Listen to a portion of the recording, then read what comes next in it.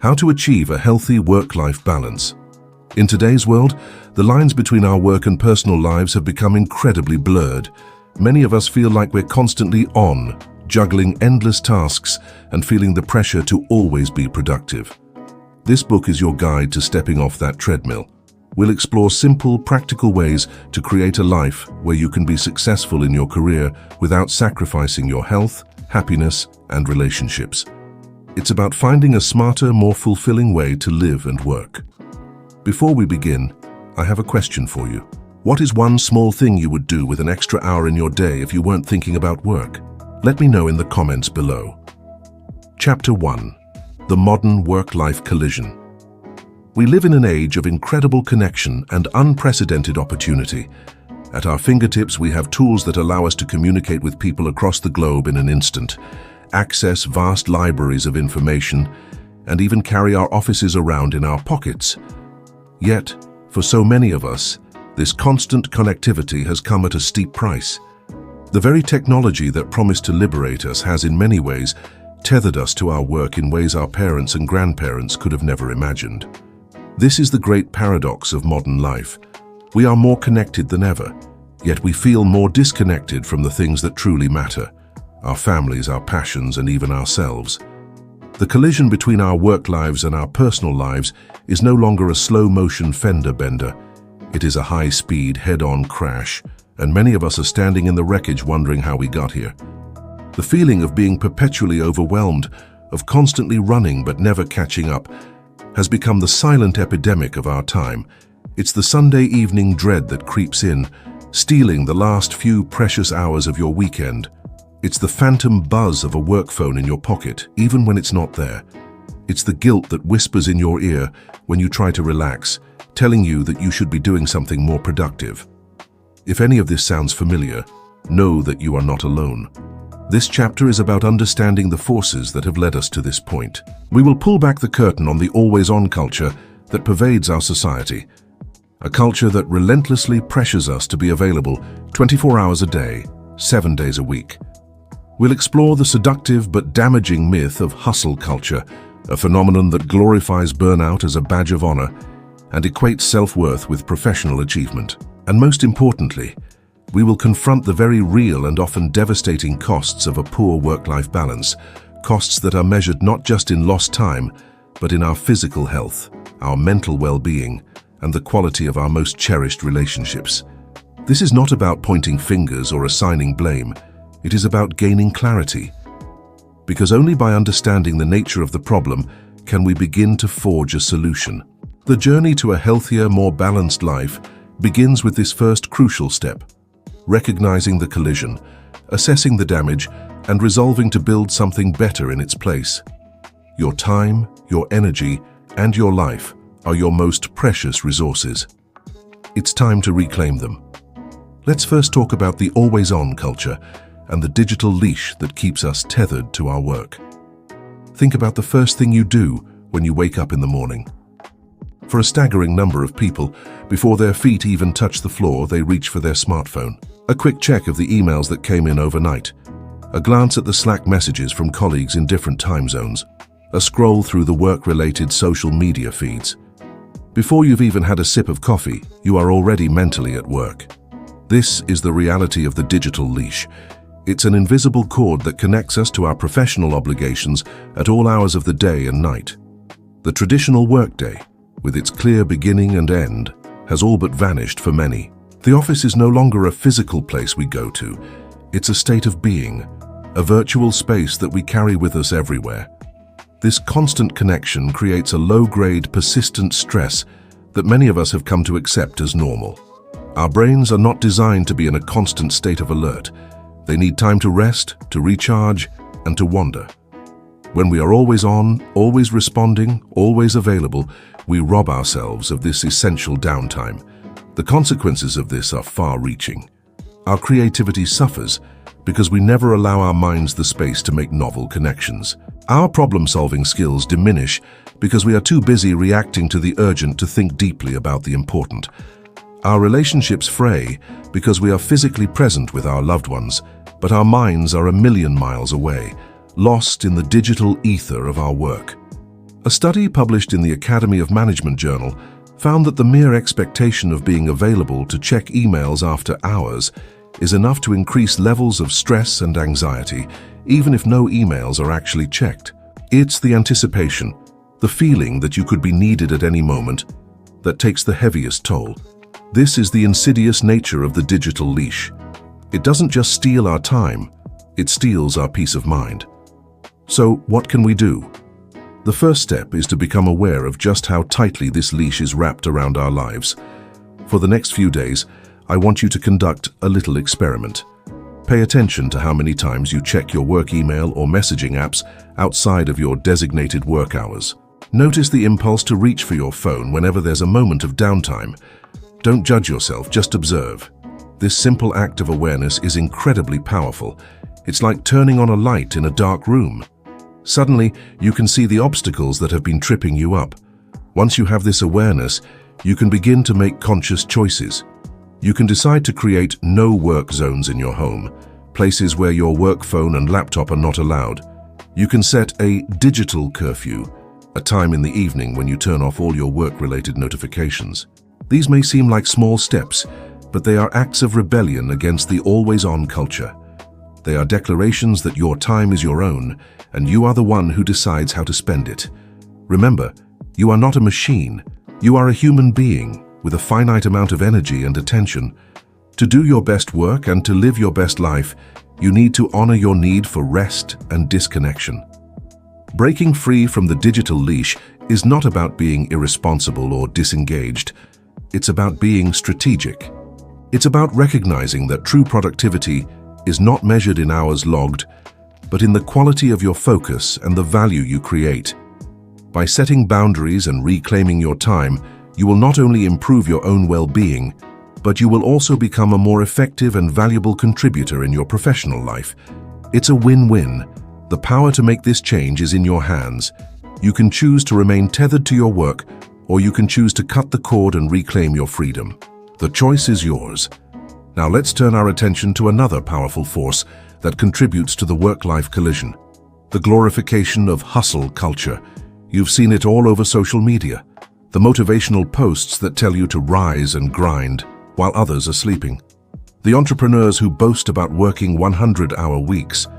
The idea that to be successful, you must be in a constant state of motion, always pushing, always striving, always sacrificing. This is the siren song of hustle culture, and it is a dangerous and destructive melody. It whispers to us that our worth as individuals is directly tied to our productivity. It tells us that rest is a sign of weakness, and that taking time for ourselves is a luxury we can't afford.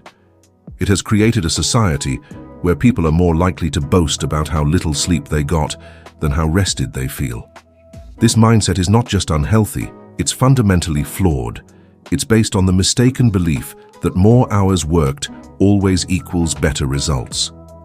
But the reality is that the human mind is not a machine that can operate at peak performance indefinitely. It needs periods of rest and recovery to function effectively. A wealth of research supports this. Studies have shown that after a certain point, working more hours does not lead to increased output. In fact, it can have the opposite effect. Chronic overwork leads to diminished cognitive function, increased errors, and a decline in creativity. A study from Stanford University found that productivity per hour declines sharply when a person works more than 50 hours a week. After 55 hours, productivity drops so much that putting in any more hours is pointless. And those who work up to 70 hours a week are only getting the same amount of work done as those who work 55 hours. They are essentially working 15 hours for free. But the costs of hustle culture extend far beyond lost productivity. They are etched in the faces of a generation plagued by burnout, anxiety, and depression. Burnout is not just feeling tired. It's a state of complete physical, mental, and emotional exhaustion. It's feeling cynical and detached from your work. It's a sense of ineffectiveness and a lack of accomplishment. It's a soul-crushing condition that can take months or even years to recover from. And it is a direct result of the relentless pressure to hustle harder, to do more, to be more. The tragedy is that we have been sold a lie. We have been told that sacrificing our well-being on the altar of our ambition is the price of success. But true success, the kind that is sustainable and fulfilling, is not about how much you can endure, it's about how well you can live.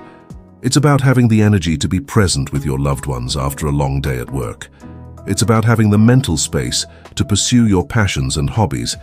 It's about waking up in the morning feeling refreshed and excited about the day ahead, not drained and defeated. So how do we push back against the tide of hustle culture? It starts with a radical act of self-compassion. It starts with giving yourself permission to rest without guilt. It starts with redefining what success means to you on your own terms. I want you to take a moment and think about what a truly successful life looks like for you. Is it really about the corner office and the seven-figure salary, if it means sacrificing your health and your relationships, or is it something more? Perhaps it's having the time and freedom to travel. Perhaps it's being able to coach your child's soccer team. Perhaps it's simply having a quiet evening at home with a good book. There is no right or wrong answer. The only answer that matters is yours. Once you are clear on your personal definition of success, you can begin to align your actions with your values. This might mean saying no to that extra project at work, even if it feels uncomfortable. It might mean blocking out time in your calendar for exercise or meditation and treating that time as non-negotiable. It might mean unfollowing the social media accounts that promote a toxic and unrealistic vision of success. This is not about being lazy or unambitious. It's about being wise. It's about understanding that the path to long-term success is a marathon, not a sprint. And to finish a marathon, you need to pace yourself. You need to conserve your energy. You need to listen to your body and give it the fuel and rest it needs. The world will always tell you to do more, to be more. But you have the power to choose a different path. You have the power to reject the myth of the hustle and embrace a new way of being, a way that honors your humanity and allows you to thrive in all areas of your life. Your well-being is not a luxury, it is a necessity. Protect it fiercely. Now that we've examined the external pressures of the always-on and hustle cultures, it's time to turn our attention inward and confront the very real and often painful costs of a poor work-life balance. This isn't just an abstract concept or a trendy buzzword. An imbalanced life exacts a tangible toll, and the invoices come due in the currency of our physical health, our mental clarity, and the strength of our relationships. Let's start with our physical health. Our bodies are incredible systems, but they are not invincible. They are designed to handle short bursts of stress, the classic fight-or-flight response that helped our ancestors survive. However, they are not equipped to handle the chronic, low-grade stress that so many of us experience day in and day out. When we are constantly checking emails, worrying about deadlines, and feeling overwhelmed, our bodies are flooded with stress hormones like cortisol and adrenaline. Over time, this constant state of physiological arousal can have devastating consequences. The World Health Organization and the International Labour Organization conducted a global study that revealed a shocking truth. Working 55 or more hours per week is associated with an estimated 35% higher risk of a stroke and a 17% higher risk of dying from heart disease, compared to working 35-40 hours a week. Think about that for a moment. The extra hours you're putting in, the weekends you're sacrificing, could literally be taking years off your life. And it's not just our hearts that are at risk. Chronic stress weakens our immune system, making us more susceptible to everything from the common cold to more serious illnesses. It disrupts our sleep patterns, leading to fatigue, irritability, and a host of other health problems. It can contribute to digestive issues, headaches, and muscle tension. Our bodies are sending us clear signals that something is wrong, but in our rush to keep up, we often ignore them until a crisis forces us to pay attention. The physical costs are staggering, but the mental and emotional toll can be just as severe. A life without balance is a breeding ground for anxiety and depression. When we don't have time to decompress and engage in activities that bring us joy and fulfillment, our mental reserves become depleted. We start to feel like we are running on fumes. The things that once excited us now feel like chores. We become more irritable, more cynical, and more emotionally volatile. We may find ourselves snapping at our loved ones over minor issues or feeling a persistent sense of dread and hopelessness. This is not a personal failing.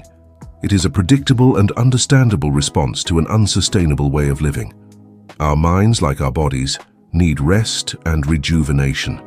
They need time to wander, to be creative, and to simply be. When we deny ourselves this, we are setting ourselves up for a mental health crisis. And then there are the relationships, the very foundation of a happy and meaningful life. When work consumes all of our time and energy, it is our relationships that suffer first. We miss out on family dinners, school plays, and important conversations. We are physically present, but our minds are elsewhere. We are too tired to listen, too distracted to connect, too overwhelmed to give our loved ones the attention and affection they deserve. Over time, this creates a chasm of distance and resentment. Our partners may begin to feel like single parents. Our children may start to feel like they are less important than our jobs. Our friendships may wither from neglect. We tell ourselves that we are working so hard for our families, but the tragic irony is that our work is often the very thing that is pulling us away from them. The currency of relationships is time and attention. When we are bankrupt in both, our relationships are destined for failure. It is a heartbreaking price to pay for professional success. So I invite you to take a moment for a brutally honest self-assessment. How is your current work-life balance affecting your physical health? Are you experiencing any of the warning signs we've discussed? How is it impacting your mental and emotional well-being? Do you feel energized and engaged, or are you feeling drained and depleted? And what about your relationships? Are you nurturing the connections that matter most, or are you letting them fade away? This is not an exercise in self-criticism. It is an act of self-care. It is about acknowledging the truth of your situation so that you can begin to make different choices. The good news is that it is never too late to change course. You can start today, right now, by making a commitment to prioritize your well-being. You can decide that your health is not negotiable. You can choose to invest your time and energy in the relationships that give your life meaning and purpose. Your career is a part of your life, but it is not your whole life. You are a multifaceted human being with needs that extend far beyond the professional realm. To deny those needs is to deny a fundamental part of who you are. The path to a balanced life is not easy, but it is a journey worth taking. It is a journey that leads to greater health, deeper happiness, and more meaningful connections. It is a journey back to yourself. We have now explored the powerful forces that are pulling our work and personal lives into a state of collision.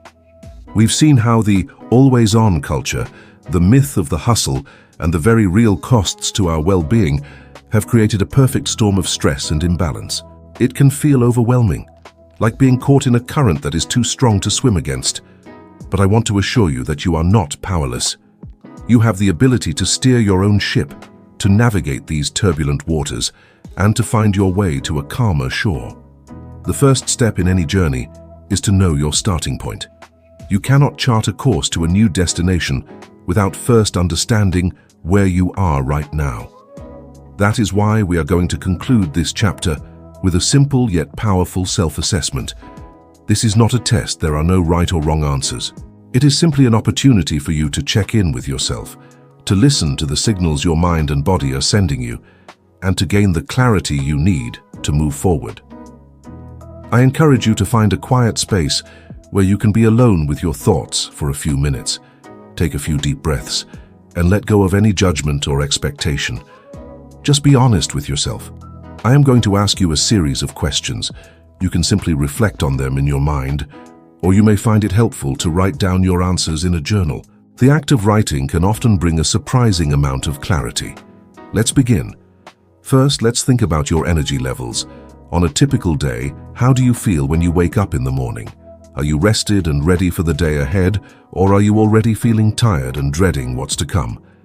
As you go through your workday, do you feel a steady sense of energy and focus, or do you find yourself relying on caffeine and adrenaline to push through? And when your workday is done, what is left in the tank?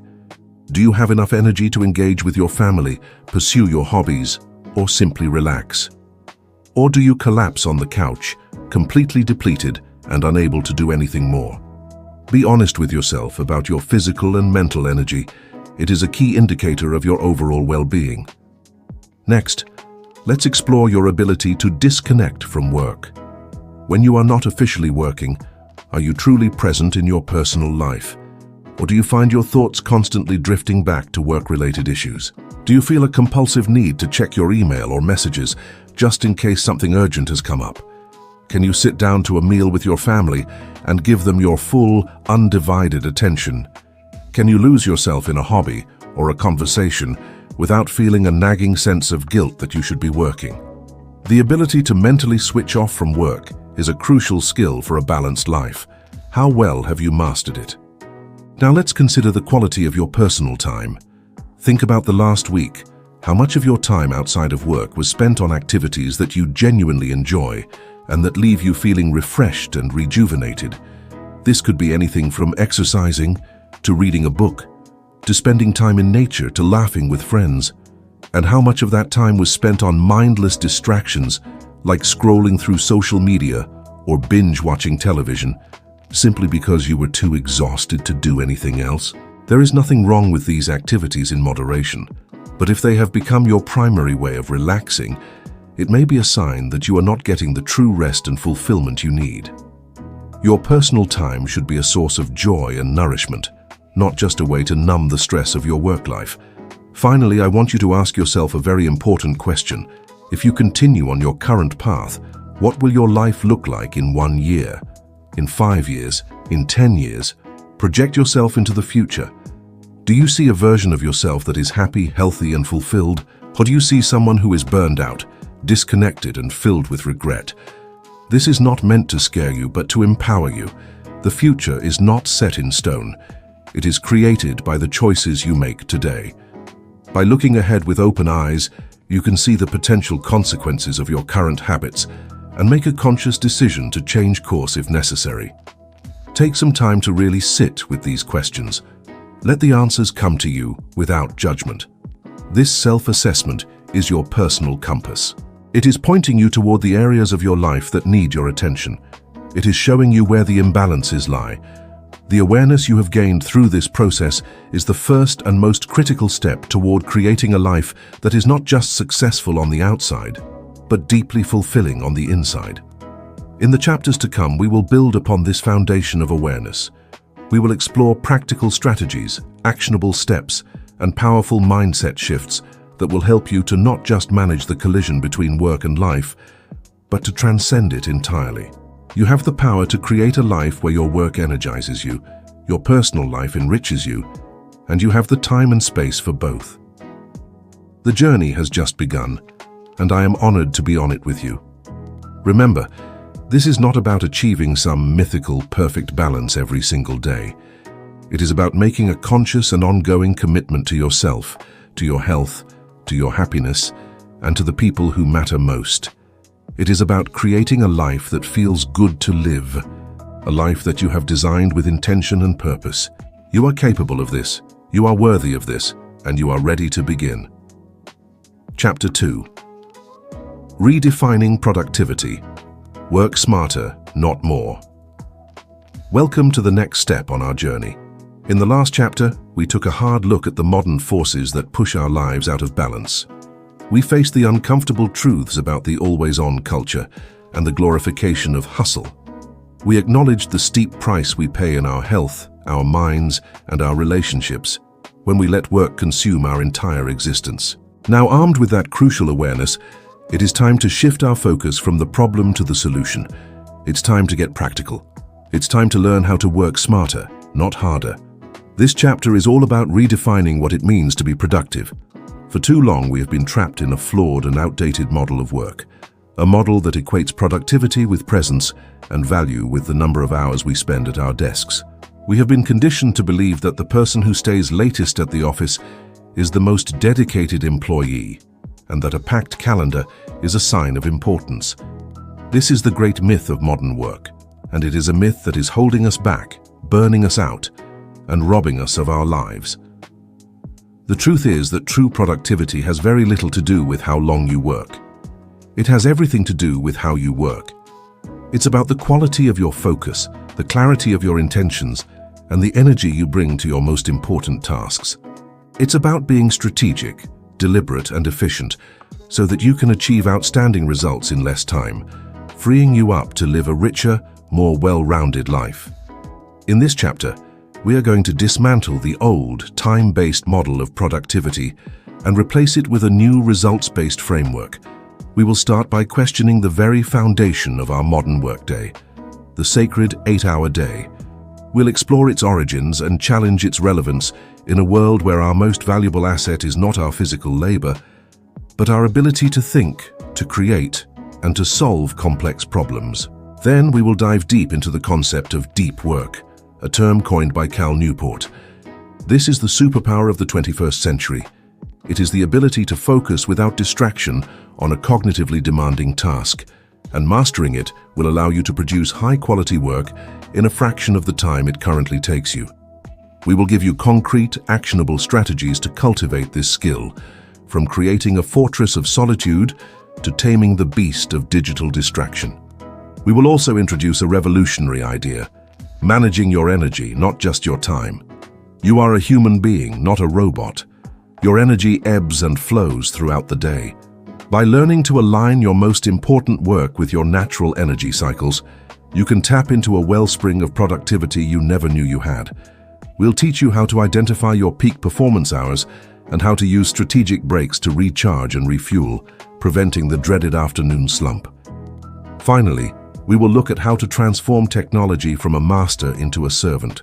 While our devices are often the source of our work-life imbalance, they can also be incredibly powerful tools for creating a more efficient and streamlined workflow. We will explore apps, software, and techniques that can help you automate repetitive tasks, manage your projects with ease, and communicate more effectively, ultimately buying you back precious hours in your day. This chapter is your practical playbook for reclaiming your workday. It is filled with proven strategies and actionable steps that you can start implementing immediately. This is not about finding magical shortcuts or life hacks. It is about a fundamental shift in your approach to work. It's about being intentional, focused, and mindful. It's about honoring your own natural rhythms and limitations. It's about recognizing that the goal of work is not to be busy but to be effective, and the goal of life is not to work, but to live. So if you are ready to break free from the shackles of the old productivity model, if you are ready to accomplish more by working less, and if you are ready to create a professional life that supports rather than sabotages your personal life, then let's begin. The power to transform your workday and your life is within your grasp. Let's learn how to wield it. Let's begin by taking a closer look at something most of us take for granted: the 8-hour workday. We see it as a fundamental, unchangeable law of the working world. We structure our lives around it, from our morning commute to our evening routines. But have you ever stopped to ask where it came from? The 8-hour day is not a product of careful scientific study into human productivity. It is a historical artifact, a relic of the Industrial Revolution. In the late 18th and early 19th centuries, it was common for factory workers to toil for 10, 12, or even 16 hours a day, 6 days a week. The conditions were brutal and the work was physically demanding and often dangerous. In response to this exploitation, the labor movement began to fight for better working conditions, and their rallying cry was 8 hours for work, 8 hours for rest, 8 hours for what we will. The idea was to create a more humane and balanced life for the industrial worker. In 1914, Henry Ford famously adopted the 8-hour, 5-day work week for his factories. His motivation was not purely altruistic. He correctly calculated that well-rested workers would be more productive and less prone to costly mistakes. He also reasoned that if his employees had more leisure time, they would be more likely to buy cars, thus creating a larger market for his products. The move was a resounding success, and the 8-hour day soon became the standard across many industries. For a time, this model made sense. In a factory setting where output is directly tied to the number of hours a person spends on an assembly line, a time-based system is a reasonable way to measure productivity. But here is the crucial point. Most of us no longer work in factories, we are knowledge workers. Our value is not determined by how many widgets we can produce in an hour, but by the quality of our ideas, the creativity of our solutions, and our ability to process complex information. For a knowledge worker, the relationship between time and output is not linear. In fact, it's often inverse. Your best ideas are unlikely to come at the end of a grueling 10-hour day when your mind is fatigued and your cognitive resources are depleted. They are more likely to come in a flash of insight after a period of focused concentration, or even when you are not actively working at all, like when you're taking a walk or showering. Yet, we continue to cling to this outdated, industrial-era model of work.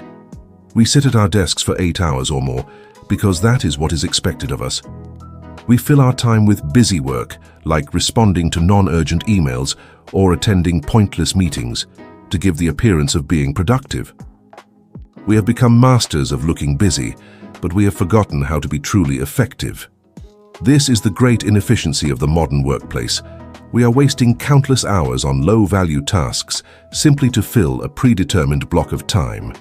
This not only kills our productivity, but it also drains our energy and steals time that could be spent on our personal lives.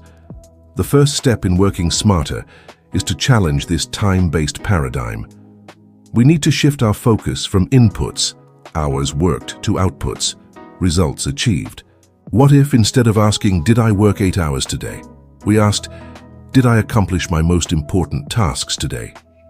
What if we measured our success not by the time we spend at our desks, but by the value we create? This is a radical shift in mindset, and it can be scary. It requires us to take ownership of our work and to be accountable for our results. But it is also incredibly liberating. It gives us the freedom to structure our workday in a way that aligns with our own natural rhythms and maximizes our unique talents. Some people may find that they can accomplish their most important work in a focused 4-hour burst in the morning, leaving the afternoon free for less demanding tasks or personal pursuits. Others may prefer to work in shorter sprints throughout the day, with longer breaks in between. The point is not to find a one-size-fits-all solution, but to experiment and discover what works best for you. I want to be clear, I am not suggesting that you should start working less just for the sake of it. I am suggesting that you should work less on the things that don't matter, so that you can focus more intensely on the things that do. It's about being ruthless in prioritizing your tasks and protecting your time and attention from the endless stream of distractions that vie for them. In the sections to come, we will explore the practical strategies that will allow you to do just that. We will learn how to cultivate deep, focused concentration, how to manage our energy for peak performance, and how to leverage technology to our advantage. But it all starts with this fundamental realization: the 8-hour day is a myth. It is a cage that we have built for ourselves, and we hold the key to our own freedom. By letting go of the outdated notion that time equals productivity, we can open the door to a new way of working, a way that is more efficient, more fulfilling, and more conducive to a balanced and joyful life. You are a creative, intelligent knowledge worker, not a cog in an industrial machine. It's time to start working like one. Now that we have dismantled the myth of the 8-hour day, let's replace it with a concept that is far more powerful and relevant to the work we do today: deep work. This term, popularized by computer science professor Cal Newport in his groundbreaking book of the same name, is defined as professional activities performed in a state of distraction-free concentration that push your cognitive capabilities to their limit. These efforts create new value, improve your skill, and are hard to replicate. In a world that is becoming increasingly noisy and distracted, the ability to engage in deep work is becoming both rarer and more valuable. Think about it. Most knowledge workers spend their days in a state of frantic, shallow activity. They are constantly bouncing between their email inbox, Slack channels, social media feeds, and a never-ending series of meetings. They are in a perpetual state of reaction, responding to the latest urgent request or notification. This kind of work is easy to do. It makes you feel busy and productive, but it rarely creates significant, lasting value. Deep work, on the other hand, is the exact opposite. It is hard. It requires intense focus and a willingness to wrestle with complex problems. It is the kind of work that leads to breakthroughs, innovation, and mastery. It is writing a brilliant piece of code, crafting a compelling business strategy, or developing a sophisticated financial model. It is the work that truly moves the needle, both for your organization and for your career. The problem is that our modern work environments are actively hostile to deep work. The open-plan offices, the constant barrage of notifications, the expectation of instant communication, all of these things conspire to keep us in a state of shallow, distracted busyness. Every time you are pulled away from a task by an email or a tap on the shoulder, you are incurring what is known as attention residue. This means that even after you return to your original task, a part of your brain is still thinking about the interruption. It can take up to 20-25 minutes to regain the same level of deep focus you had before the distraction. When your day is filled with these interruptions, you are essentially operating with a significant cognitive handicap. You are never able to reach the depths of concentration required to produce your best work. So how do we fight back against this tide of distraction and create the space for deep work in our lives? It requires a conscious and deliberate effort. It requires us to be architects of our own workday, designing an environment and a schedule that are conducive to focus. Let's get into the practical, actionable steps you can take. First, you need to schedule your deep work sessions in advance.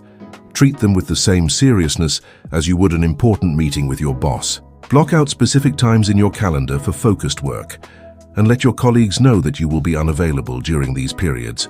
This could be a 90-minute block in the morning or a few hours in the afternoon. The specific timing doesn't matter as much as the consistency. By making deep work a regular part of your routine, you are training your brain to be ready to focus when the time comes. Second, you need to create a fortress of solitude, a physical and digital environment that is free from distractions. This might mean finding a quiet conference room or a corner of the office where you are less likely to be disturbed. It might mean investing in a pair of noise-canceling headphones. It definitely means taming your digital distractions. When it's time for a deep work session, turn off your email notifications. Close all the browser tabs that are not directly related to the task at hand. Put your phone on silent and, even better, put it in another room. The urge to check your phone is a powerful one, and the best way to resist it is to remove the temptation entirely. This may feel uncomfortable at first. You may experience a fear of missing out or a worry that you will be seen as unresponsive, but you need to trust that the world will not fall apart if you are unreachable for 90 minutes. The quality of the work you produce during that focus time will more than make up for any perceived delay in your response time. Third, you need to establish a pre-work ritual.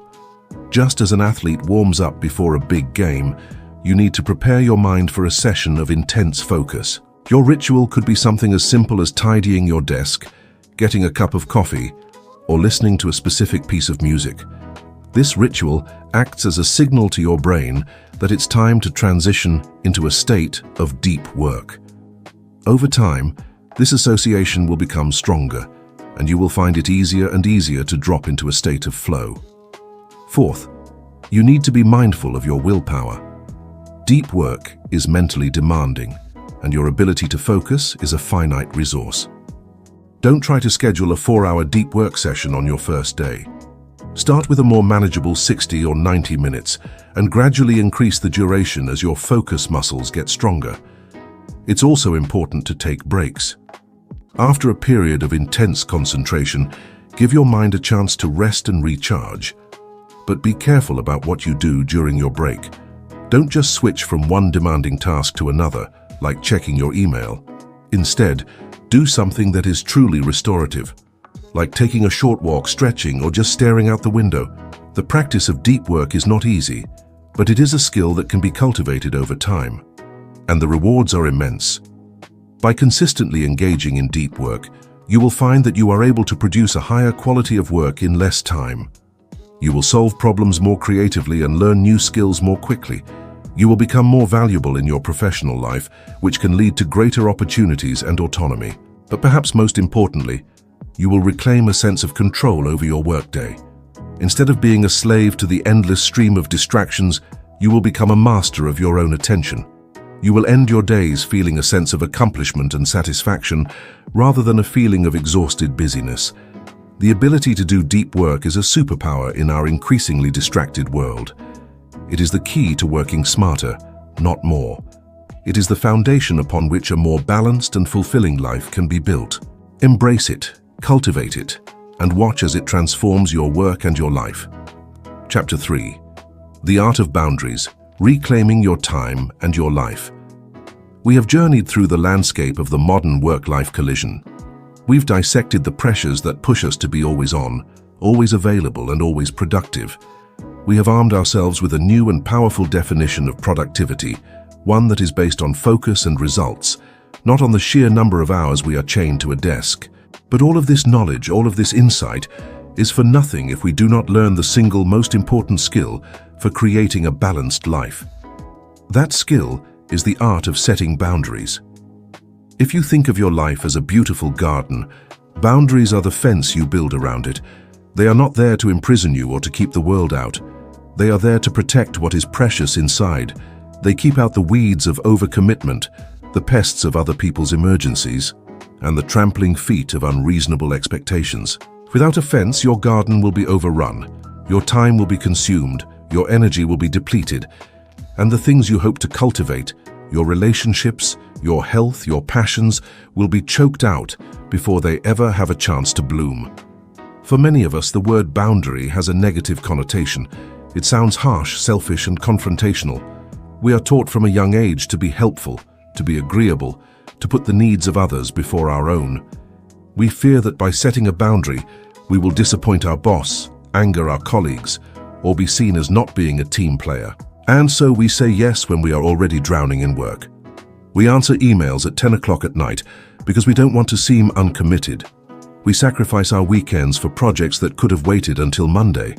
We allow our work to bleed into every corner of our lives, not because we want to, but because we haven't learned how to build the fence.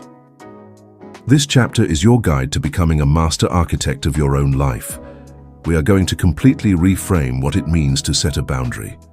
You will come to see it not as an act of rejection, but as an act of profound self-respect. It is a declaration to yourself and to the world that your time, your energy, and your well-being are valuable and worthy of protection. We will begin by exploring in great depth what boundaries truly are and why they are not just helpful, but absolutely essential for preventing burnout and safeguarding your mental health. Then we will move into the heart of the matter, the practical how-to strategies for setting boundaries in the real world. This is where the rubber meets the road. We will give you the scripts, the techniques, and the tools you need to manage your calendar, your inbox, and your own impulses. You will learn the gentle but firm art of saying no without guilt and without burning bridges. Building the fence is one thing, but you also need to know how to maintain it.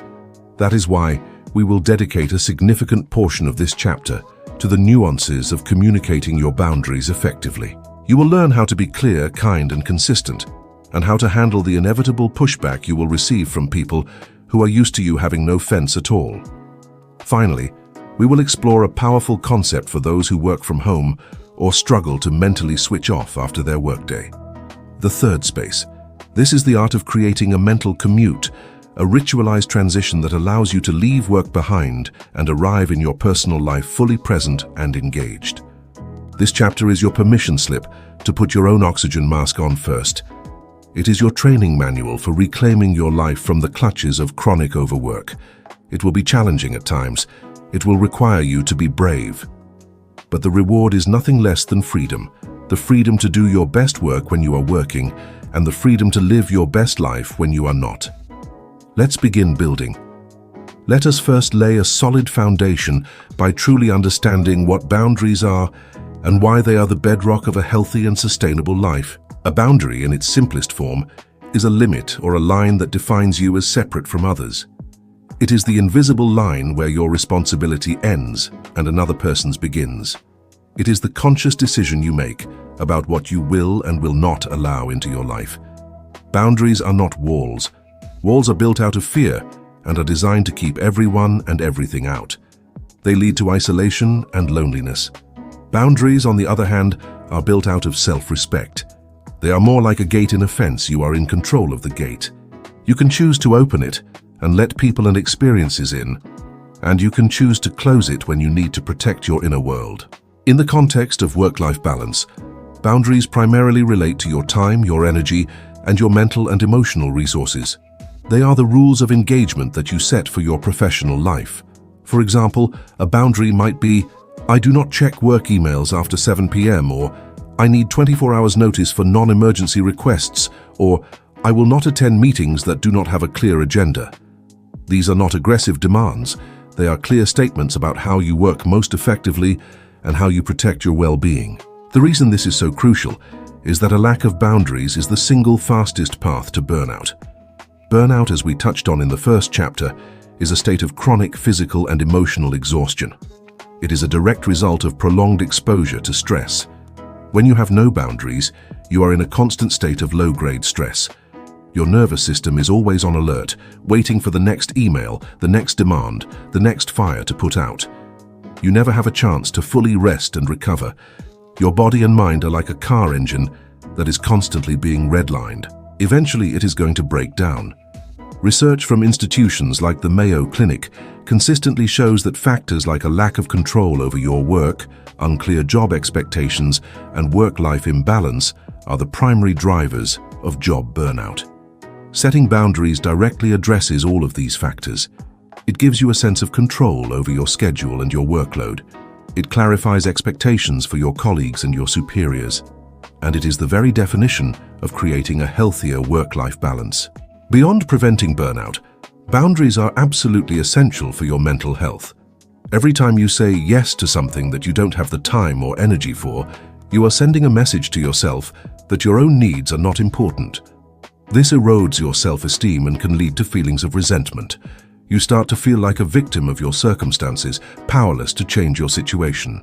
This resentment can poison your relationships at work and at home.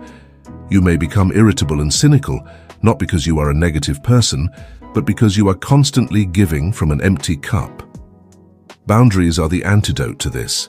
They are a way of honoring your own limits. They are a way of saying, I value myself enough to protect my own well-being. This act of self-advocacy is incredibly empowering and is a cornerstone of good mental health. It reduces anxiety because you are no longer constantly worried about letting people down. It reduces feelings of being overwhelmed because you are consciously choosing what you take on. Furthermore, healthy boundaries actually improve your relationships, which may sound counterintuitive. We often worry that setting a boundary will push people away, but in reality, people who respect your boundaries are the people you want in your life. When you are clear about your limits, you teach people how to treat you. It eliminates the guesswork and the passive-aggressive behavior that can arise when expectations are unclear. Your colleagues will come to understand how to best work with you, and your loved ones will get the best version of you because you are not bringing the stress and resentment of your workday home with you.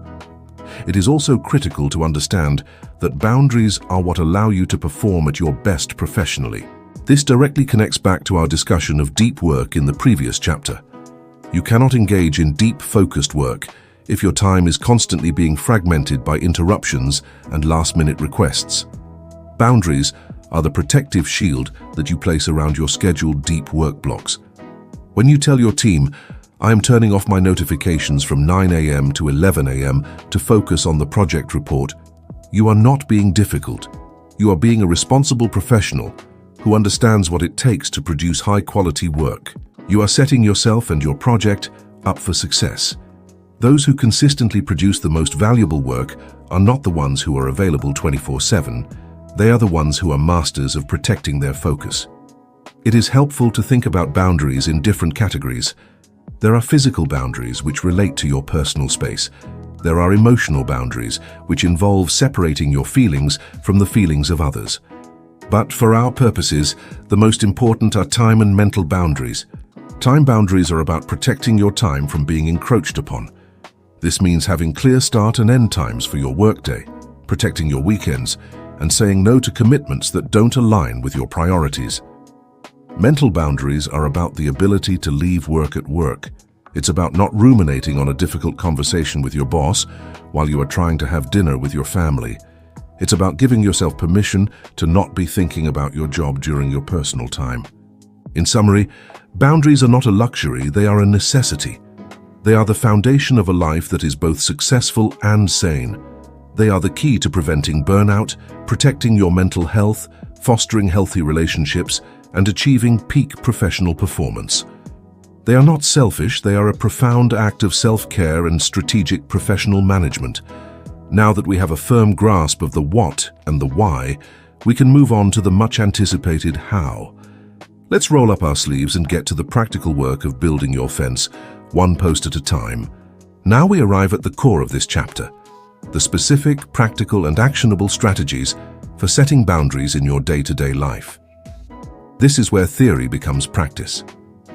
I want you to think of these strategies not as rigid rules, but as tools in a toolbox. You can pick and choose the ones that feel most relevant to your situation and start implementing them one by one. Small, consistent changes are far more effective than a massive, unsustainable overhaul.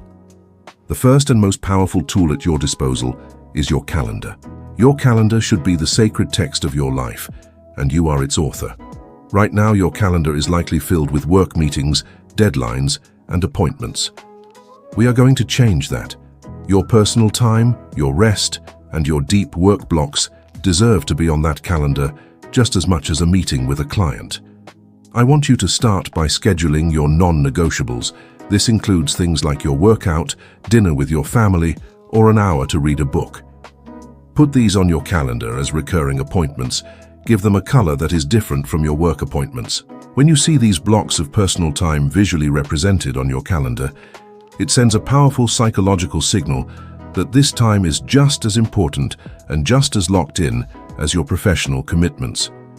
When a colleague asks if you are free for a meeting at a time you have scheduled for a workout, your honest answer can be, "I'm sorry, I have another commitment at that time." How about one of these other options? You do not need to justify or explain what the commitment is. "I have a commitment" is a complete and professional sentence. The next calendar strategy is to schedule buffer time. Many of us have calendars that are a series of back-to-back-to-back meetings. This is a recipe for exhaustion and guarantees that you will run late for some of them. It also leaves no time for you to process the information from one meeting before you dive into the next. Start scheduling 45-minute meetings instead of 60-minute meetings, or 25-minute meetings instead of 30-minute meetings. This automatically builds in a buffer for you to grab a glass of water, use the restroom, answer a quick urgent email, or simply take a few deep breaths. This small change can radically transform the pace and feel of your day. The second major area where we need to build boundaries is with our digital communication, starting with email.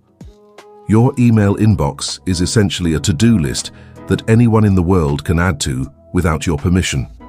If you are constantly checking it, you are allowing your day to be dictated by the agendas of others. The solution is to practice email batching. This means you will only check and process your email at specific, predetermined times of the day. A good starting point is 3 times. Once in the morning, say 9:30 a.m., after you have already worked on one of your own priorities, once around midday, and once before you wrap up your workday. In between these times, you should close your email application completely. Turn off all notifications. This will feel strange at first. You will feel a phantom itch to check it. But after a few days, you will experience a profound sense of freedom and focus. You will be amazed at how much deep work you can accomplish when you are not being peppered with new emails every few minutes. Another powerful email boundary is to create an autoresponder that you can turn on after your workday ends. It can be simple and professional. Something like, "Thank you for your message. I am currently out of the office for the day and will respond on the next business day. My working hours are 9 a.m. to 5 p.m. This does 2 things. It manages the sender's expectation for an immediate reply, and it reinforces your own commitment to disconnecting from work. This brings us to your phone and the endless stream of notifications from messaging apps like Slack or Microsoft Teams. These tools are designed to create a sense of urgency and to demand your immediate attention. You must be ruthless in managing them. The first step is to turn off all non-essential notifications. You do not need a banner to pop up and a sound to play every time someone posts a message in a channel. Go into your settings and customize your notifications so that you are only alerted for direct messages or mentions. Second, you must set clear boundaries around your availability on these platforms. Just because you are logged in does not mean you are available for an instant chat. Use your status message to communicate your focus. For example, you can set your status to deep work, please email for urgent matters, or heads down on Project X until 2 p.m. This is a proactive way of setting a boundary without having to have a direct conversation. And just like with email, you must have a hard stop time for these apps at the end of the day. Log out of them completely on your computer and on your phone. This is a clear signal to your brain that the workday is over. Now let's talk about the boundary that many people find the most difficult, the art of saying no. We are conditioned to be agreeable and helpful, and saying no can feel like a confrontation. But you must understand this.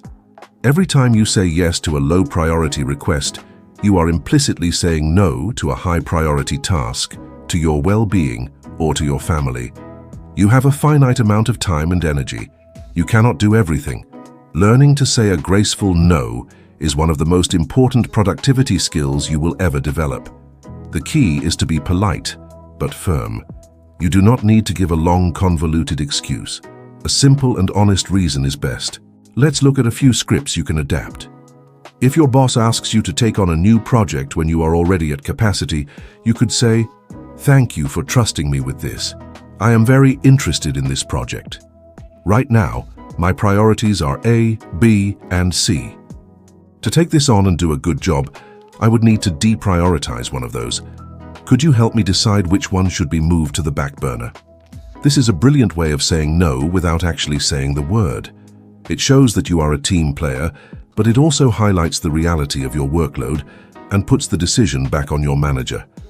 If a colleague asks for your help on something when you are in the middle of a focused task, you could say, "I'd be happy to help you with that.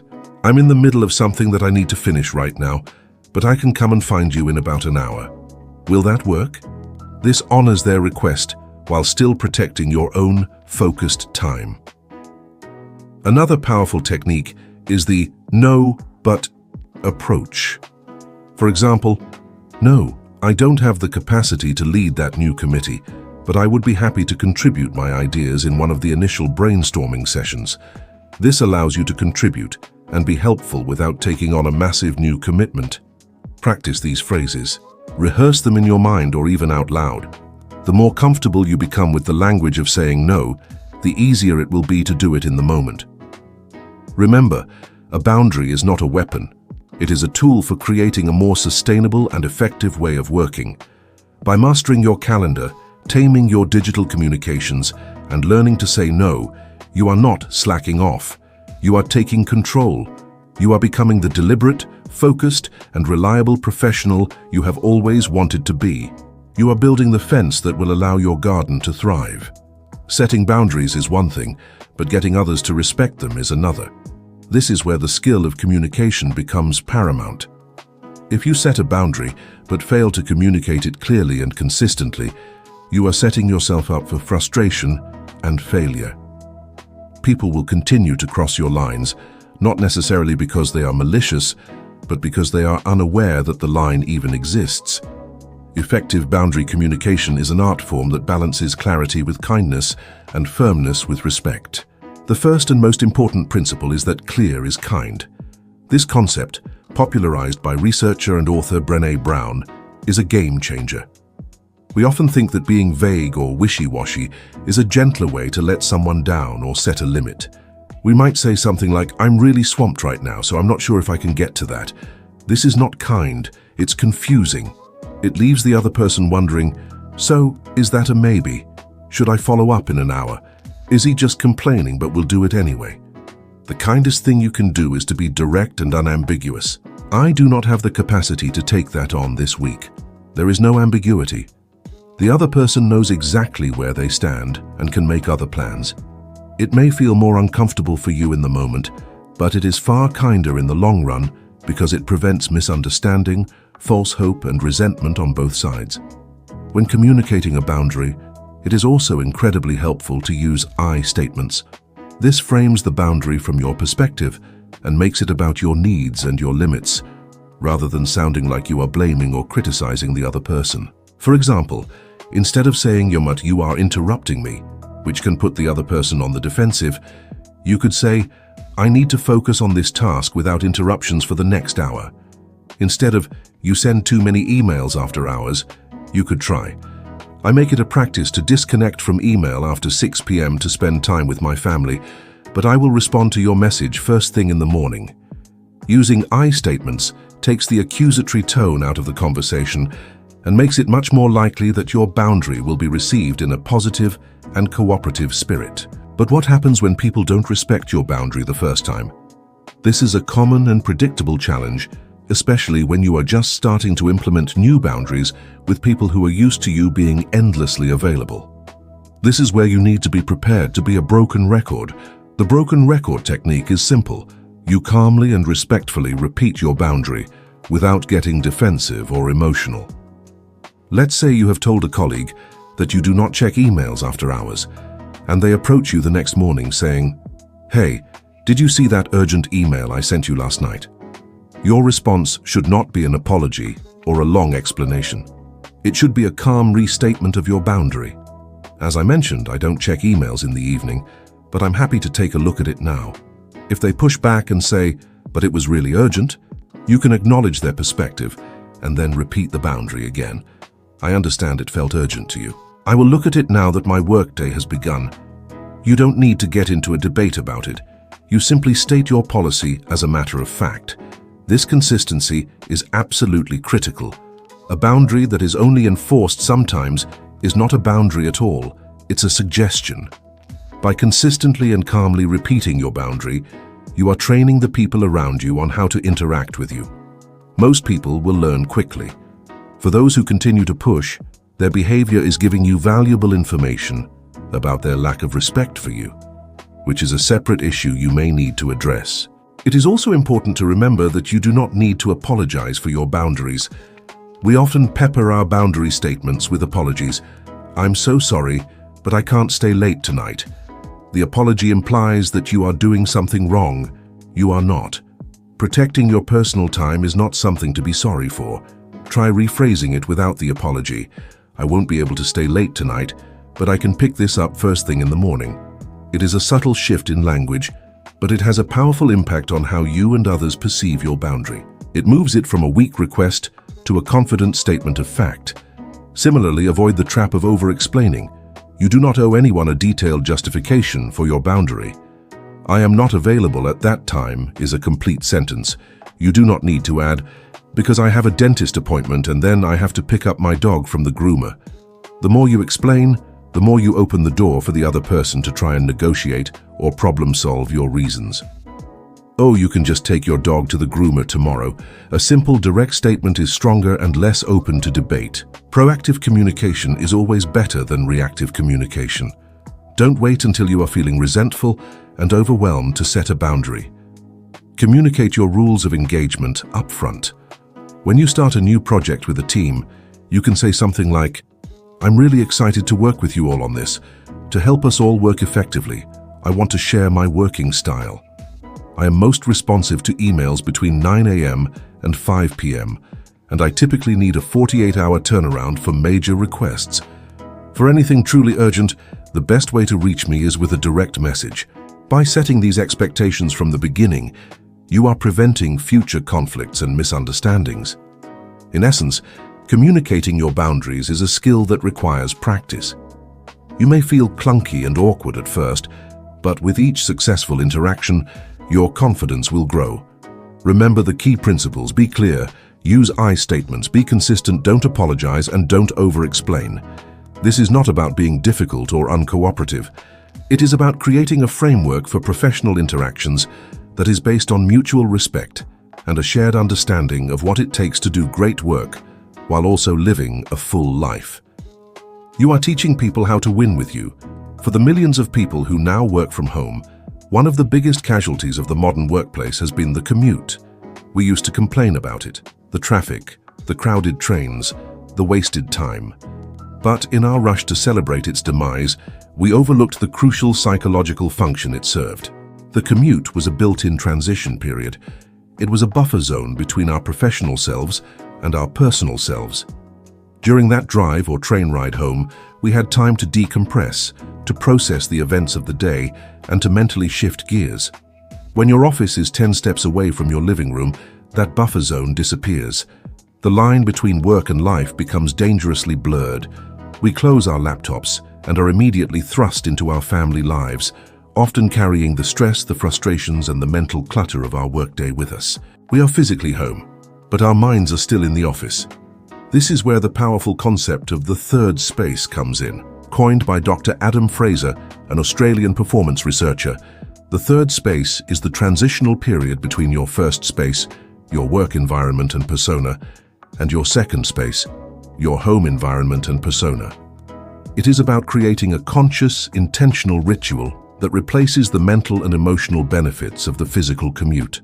Mastering the third space is one of the most impactful boundary-setting strategies for anyone who wants to be truly present in their personal life. The core idea is that how you finish your workday has a profound impact on the quality of your evening. If you finish your day by rushing from a stressful meeting straight into making dinner for your kids, you are likely to be impatient, irritable, and distracted. You haven't given your brain a chance to catch up. The third space is a deliberate pause that allows you to consciously close the door on your workday and open the door to your home life with intention. Dr. Fraser breaks down the third space into 3 simple phases: reflect, rest, and reset. Let's explore each of these in detail. The first phase, reflect, is about bringing your workday to a conscious close. This is not about ruminating or dwelling on the negative. It is a structured and brief review of the day. You can ask yourself a few simple questions. What went well today? What did I accomplish? What was a challenge and what did I learn from it? The goal is to acknowledge the events of the day, extract any learnings, and then mentally file them away. A great practical technique for this phase is the end-of-day shutdown. Before you close your laptop, take 5 minutes to review your to-do list, identify your top priority for tomorrow, and close all your work-related tabs and applications. This act of tidying up your digital workspace creates a powerful sense of closure. It tells your brain that the work part of the day is officially done. You have reflected, you have planned for tomorrow, and you can now let it go. The second phase, rest, is about giving your mind a moment of true calm. This is the crucial decompression stage. The key here is to find an activity that is not mentally taxing and that allows you to disengage from the analytical problem-solving part of your brain that you use all day at work. This is not the time to scroll through social media or watch the news, as these activities can often be more stimulating than restful. The rest phase is about creating a moment of stillness. It could be as simple as sitting in a quiet room for 3 minutes and focusing on your breath. You could listen to 1 or 2 of your favorite songs without doing anything else. You could do a few gentle stretches. The goal is to interrupt the frantic pace of the day and activate your body's relaxation response. This is the mental equivalent of washing your hands after a long day. You are rinsing away the mental residue of your work. The third and final phase, reset, is about setting a clear intention for how you want to show up in your second space, your home. Before you walk out of your home office or interact with your family, ask yourself a powerful question. What is the energy I want to bring home with me? Or, how do I want to greet my partner or my children? This simple question shifts you from a reactive mode to a proactive mode. You are consciously choosing the kind of person you want to be for the rest of the evening. You might decide, I want to be patient and playful, or I want to be a great listener tonight. This act of resetting your intention is incredibly powerful. It primes your brain to act in accordance with your desired state of being. It makes it much more likely that you will walk into your living room with a smile on your face, ready to connect, rather than with a scowl, still stewing over that annoying email. The beauty of the third space is that it does not have to be a long, elaborate ritual. It can be as short as 5 or 10 minutes. The power is in its consistency. What could your third space ritual look like? Let's brainstorm some practical examples. If you work from home, it could be a short walk around the block. That walk becomes your new commute. During the walk, you can reflect, rest, and reset. It could be changing out of your work clothes and into something more comfortable. The act of changing is a powerful physical cue that the role you are playing has changed. It could be spending 5 minutes doing a simple mindfulness meditation using an app on your phone. It could be watering your plants or spending a few minutes with a pet. It could be journaling for a few pages to get all of your work thoughts out of your head and onto the paper. If you do have a physical commute, you can be more intentional about using that time. Instead of making work calls or listening to stressful news, you can use that time for your third space. The first part of your drive could be for reflection. The middle part could be for resting, perhaps by listening to calming music or an engaging podcast that has nothing to do with your industry. The final few minutes before you pull into your driveway could be for resetting your intention. The key is to find a ritual that works for you and to practice it every single day. Make it a non-negotiable part of your transition from work to life. The third space is the ultimate boundary between your two worlds. It is the gate in your fence. By consciously moving through this transition, you are ensuring that the stress of your workday does not contaminate the sanctuary of your home life. You are giving a profound gift to yourself and to your loved ones, the gift of your full presence. This is the final piece of the boundary puzzle. By understanding the why, learning the practical how-tos, mastering the communication, and creating your own third space ritual, you are not just building a fence, you are reclaiming your life. Chapter 4. Nurturing your life outside of work. We have spent the last chapter meticulously learning how to build a fence. We have learned how to say no, how to manage our digital tethers, and how to create a clear and definitive end to our workday. We have, in essence, fought hard to reclaim precious territory from the ever-expanding empire of our work. But now we are faced with a profound and exhilarating question. What will we do with this newfound space? A life that is defined only by the absence of work is an empty victory. The goal of work-life balance is not simply to work less, it is to live more. The purpose of building that fence is not to stare at an empty yard, it is to cultivate a vibrant, beautiful, and nourishing garden on the other side. This chapter is dedicated entirely to the life side of the work-life balance equation. It is about intentionally and joyfully filling the time you have reclaimed with activities, experiences, and connections that fuel your soul, energize your body, and bring you a deep sense of meaning and fulfillment. For many of us who have been trapped on the hamster wheel of overwork, this can feel like a surprisingly difficult task. We have become so accustomed to being productive, to optimizing every minute, that we have forgotten how to simply be. We may have neglected our hobbies, our friendships, and even our own health in the relentless pursuit of professional success. Our identities may have become so intertwined with our job titles that we are not even sure who we are without them. If this resonates with you, know that this is a common and understandable consequence of the culture we live in. This chapter is your guide back to yourself. It is an invitation to rediscover the parts of you that have been lying dormant. We will begin by exploring the profound and scientifically backed importance of hobbies, and even more fundamentally, the concept of play. We will dismantle the adult notion that play is frivolous or a waste of time and reveal it for what it truly is, an essential ingredient for creativity, mental health, and a joyful existence. You will learn how to shed the pressure of being good at something and simply embrace the pleasure of doing it. Next, we will lay the foundation upon which any fulfilling life must be built, your physical and mental well-being. This is the non-negotiable bedrock. We will go beyond generic advice and dive into the simple, high-impact habits related to sleep, nutrition, movement, and mindfulness that will provide you with the energy and resilience you need to thrive in all areas of your life. We will then turn our attention to what is arguably the most important source of human happiness, our relationships. We will look at the hard science that confirms the vital importance of strong social connections and provide practical, heartfelt strategies for cultivating deeper relationships with your partner, your family, and your friends. You will learn that the currency of connection is not grand gestures, but small, consistent acts of presence and attention. Finally, we will address the modern challenge of truly disconnecting by exploring the power of unplugging. This goes beyond just turning off work notifications. It is about intentionally creating screen-free time to allow your mind to rest, your creativity to flourish, and your connection to the physical world around you to deepen. This chapter is the joyful counterpart to the disciplined work of the last. It is about the reward. It is about remembering that you are a whole person, not just a worker. You are a creator, a friend, a partner, a learner, an adventurer. It is time to nurture all of those facets of your being.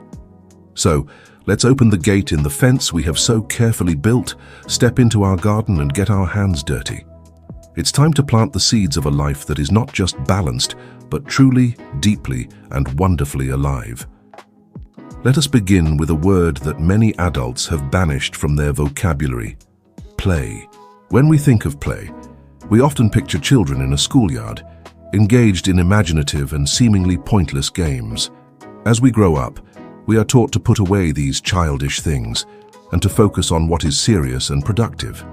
We trade the sandbox for the spreadsheet, the paintbrush for the PowerPoint presentation. This, I want to argue, is one of the greatest unrecognized losses of adult life. The pressure to be productive, to optimize every moment, has led us to believe that any activity that doesn't have a clear goal or a measurable outcome is a waste of time. We may have hobbies, but we often approach them with the same goal-oriented mindset we apply to our work. We go for a run to hit a certain time or distance. We take a pottery class with the aim of creating a perfect bowl. We learn an instrument with the goal of mastering a particular song. While these activities are valuable, they are not necessarily play. True play, as defined by Dr. Stuart Brown, a leading researcher on the topic and founder of the National Institute for Play, is an activity that is done for its own sake. It is purposeless, voluntary, and improvisational. It is about the process, not the outcome. When you are truly playing, you lose track of time, your self-consciousness fades away, and you become fully absorbed in the activity itself. This is a state of being that is deeply restorative and essential for our well-being. The science behind the benefits of play is compelling and extensive. On a biological level, play is a powerful antidote to stress. When we are engaged in playful activities, our brains release a cocktail of feel-good neurochemicals, including endorphins, oxytocin, serotonin, and dopamine. At the same time, it reduces the levels of the stress hormone cortisol. This is why a good laugh with a friend or getting lost in a creative project can feel so incredibly therapeutic. It is literally changing your brain chemistry for the better. Play is also the fountainhead of creativity and innovation. Dr. Brown's research has shown a strong link between a lack of play in childhood and a host of social and emotional problems in adulthood. Conversely, individuals who continue to make time for play throughout their lives tend to be more creative, more adaptable, and better problem solvers. This is because play allows our brains to make novel connections. It gives us a safe space to experiment, to fail without consequence, and to look at things from different perspectives. Some of the greatest scientific and artistic breakthroughs in history have occurred when individuals were in a playful state of mind, not when they were grinding away under pressure. So how do we, as serious, busy adults, rediscover the art of play? The first step is to overcome the mental barriers that stand in our way. The most common barrier is the feeling that we don't have time, but this is a matter of perspective. If you saw play as being as crucial for your mental health as sleep or nutrition, you would be more likely to make time for it. Even 15-20 minutes of true play a few times a week can have a significant impact. The second barrier is the fear of looking foolish. We are so concerned with appearing competent and in control that we are often afraid to try new things or to be silly. You must give yourself permission to be a beginner, to be awkward, and to not be good at something. The goal of play is not performance, it is enjoyment. The third barrier is simply not knowing what to do. We are out of practice. The best way to start is to look back to your childhood. What did you love to do before you worried about whether it was productive or cool? Did you love to build things with Legos? Did you like to draw, to dance, to climb trees, to make up stories? Your childhood passions are a clue to what your playful adult self might enjoy. I encourage you to create a hobby sampler for yourself. For the next few months, make a commitment to try one new low-stakes activity each week or two.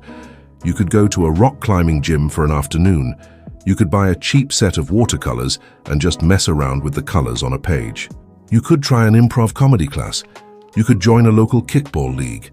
The key is to approach these activities with a sense of curiosity and with no expectation of mastery. You are just there to explore and to have fun. It is also important to make a distinction between a hobby and a side hustle. In our hyper-capitalist culture, there is a tremendous pressure to monetize everything we enjoy. If you like to bake, You should start a cupcake business. If you are a good writer, you should become a freelance blogger. While there is nothing wrong with turning a passion into a profession, we must be careful not to kill the playful spirit of our hobbies by reintroducing the pressures of work, such as deadlines, customer expectations, and profit margins. It is perfectly acceptable, and I would argue absolutely essential, to have activities in your life that you do just for you, with no intention of ever turning them into a source of income. This is your sanctuary. Protect it. The types of play and hobbies are as varied as people themselves. They can be physical, like dancing, hiking, or a team sport. They can be creative, like painting, playing a musical instrument, or gardening. They can be intellectual, like playing chess, doing puzzles, or learning a new language. They can be social, like playing board games with friends or joining a book club. The what is less important than the why.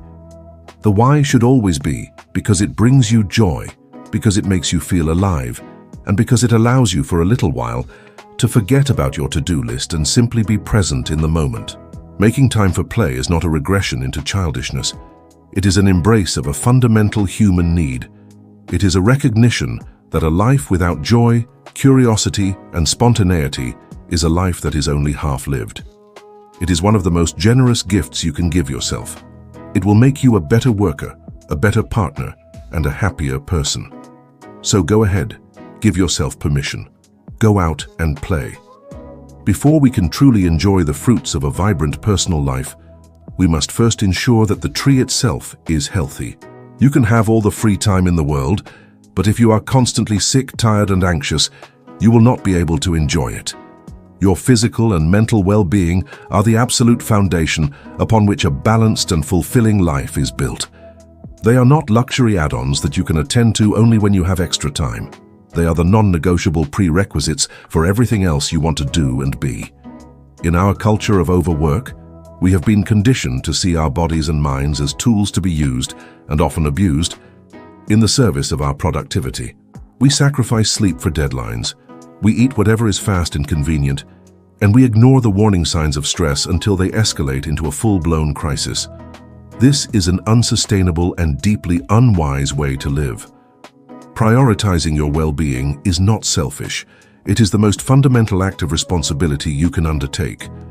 When you are healthy and energized, you are a better employee, a better partner, a better parent, and a better human being. Let us begin with the cornerstone of all health: sleep. We live in a society that is chronically sleep-deprived, and we often wear our exhaustion as a badge of honor. This is a profound mistake. Sleep is not a passive state of inactivity. It is an active and essential biological process during which your body and brain perform critical maintenance tasks. During sleep, your brain consolidates memories, clears out metabolic waste products that accumulate during the day, and repairs itself. Your body repairs tissues, produces hormones, and strengthens your immune system. When you consistently get less than the recommended 7 to 9 hours of sleep per night, you are short-circuiting these vital processes. The consequences are severe and wide-ranging. Sleep deprivation impairs your cognitive function to a degree that is comparable to being intoxicated. It tanks your creativity, your problem-solving abilities, and your emotional regulation. It weakens your immune system, making you more susceptible to illness. And chronic sleep deprivation is linked to a host of serious health problems, including heart disease, diabetes, and obesity. If you do only one thing to improve your work-life balance, make improving your sleep your top priority. The path to better sleep is paved with good sleep hygiene. This means creating a routine and an environment that are conducive to restful sleep. First, be consistent.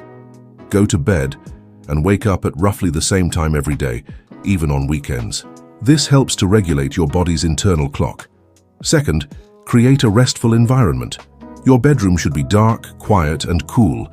Use blackout curtains, earplugs, or a white noise machine if necessary. Third, and this is crucial, you must have a digital sunset.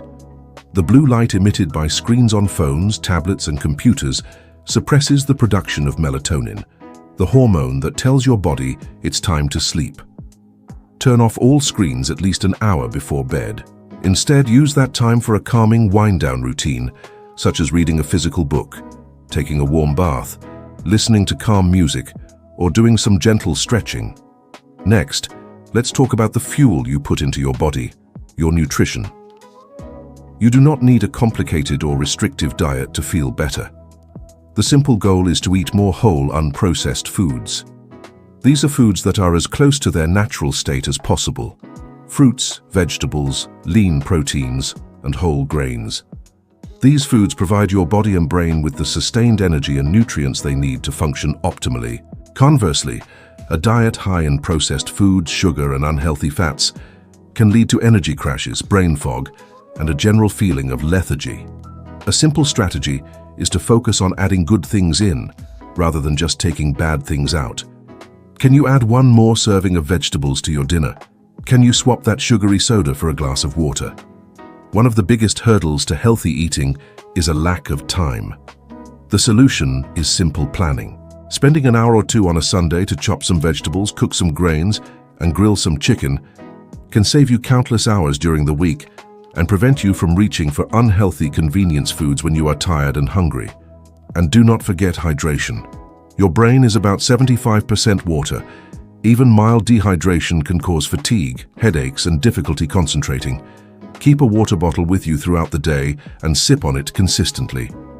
Alongside sleep and nutrition, movement is the third pillar of physical well-being. Our bodies were designed to move, yet many of us spend our days in a sedentary state, hunched over a keyboard.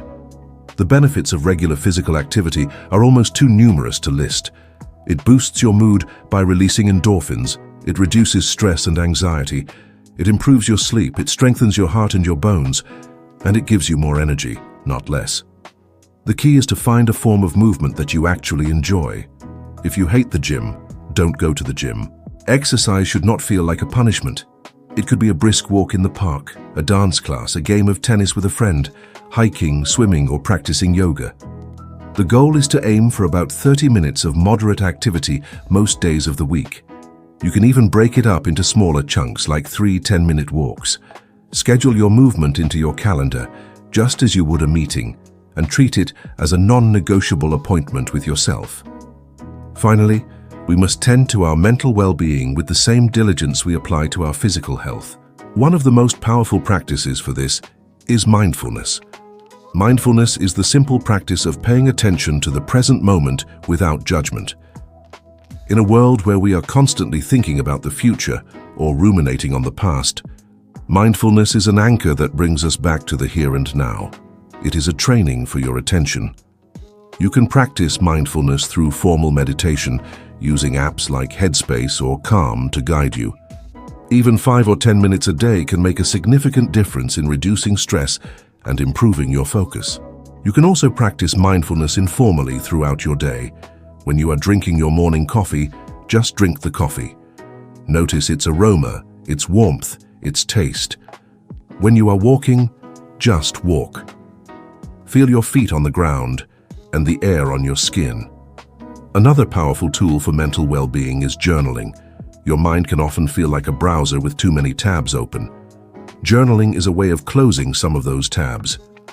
A brain dump at the end of the day, where you write down everything that is on your mind, can be incredibly effective for clearing your head before sleep. Practicing gratitude journaling, where you write down 3 things you are thankful for each day, has been scientifically shown to improve mood and overall happiness. Your well-being is not a one-time project. It is a lifelong practice. It is about making small, consistent choices every day that honor your body and your mind. By prioritizing sleep, nutrition, movement, and mindfulness, you are not taking time away from your life. You are adding life to your time. You are building the energetic foundation that will allow you to engage with your work, your hobbies, and your relationships with vitality and joy. Chapter 5. The Mindset for a Balanced Life. We have now traveled a significant distance together.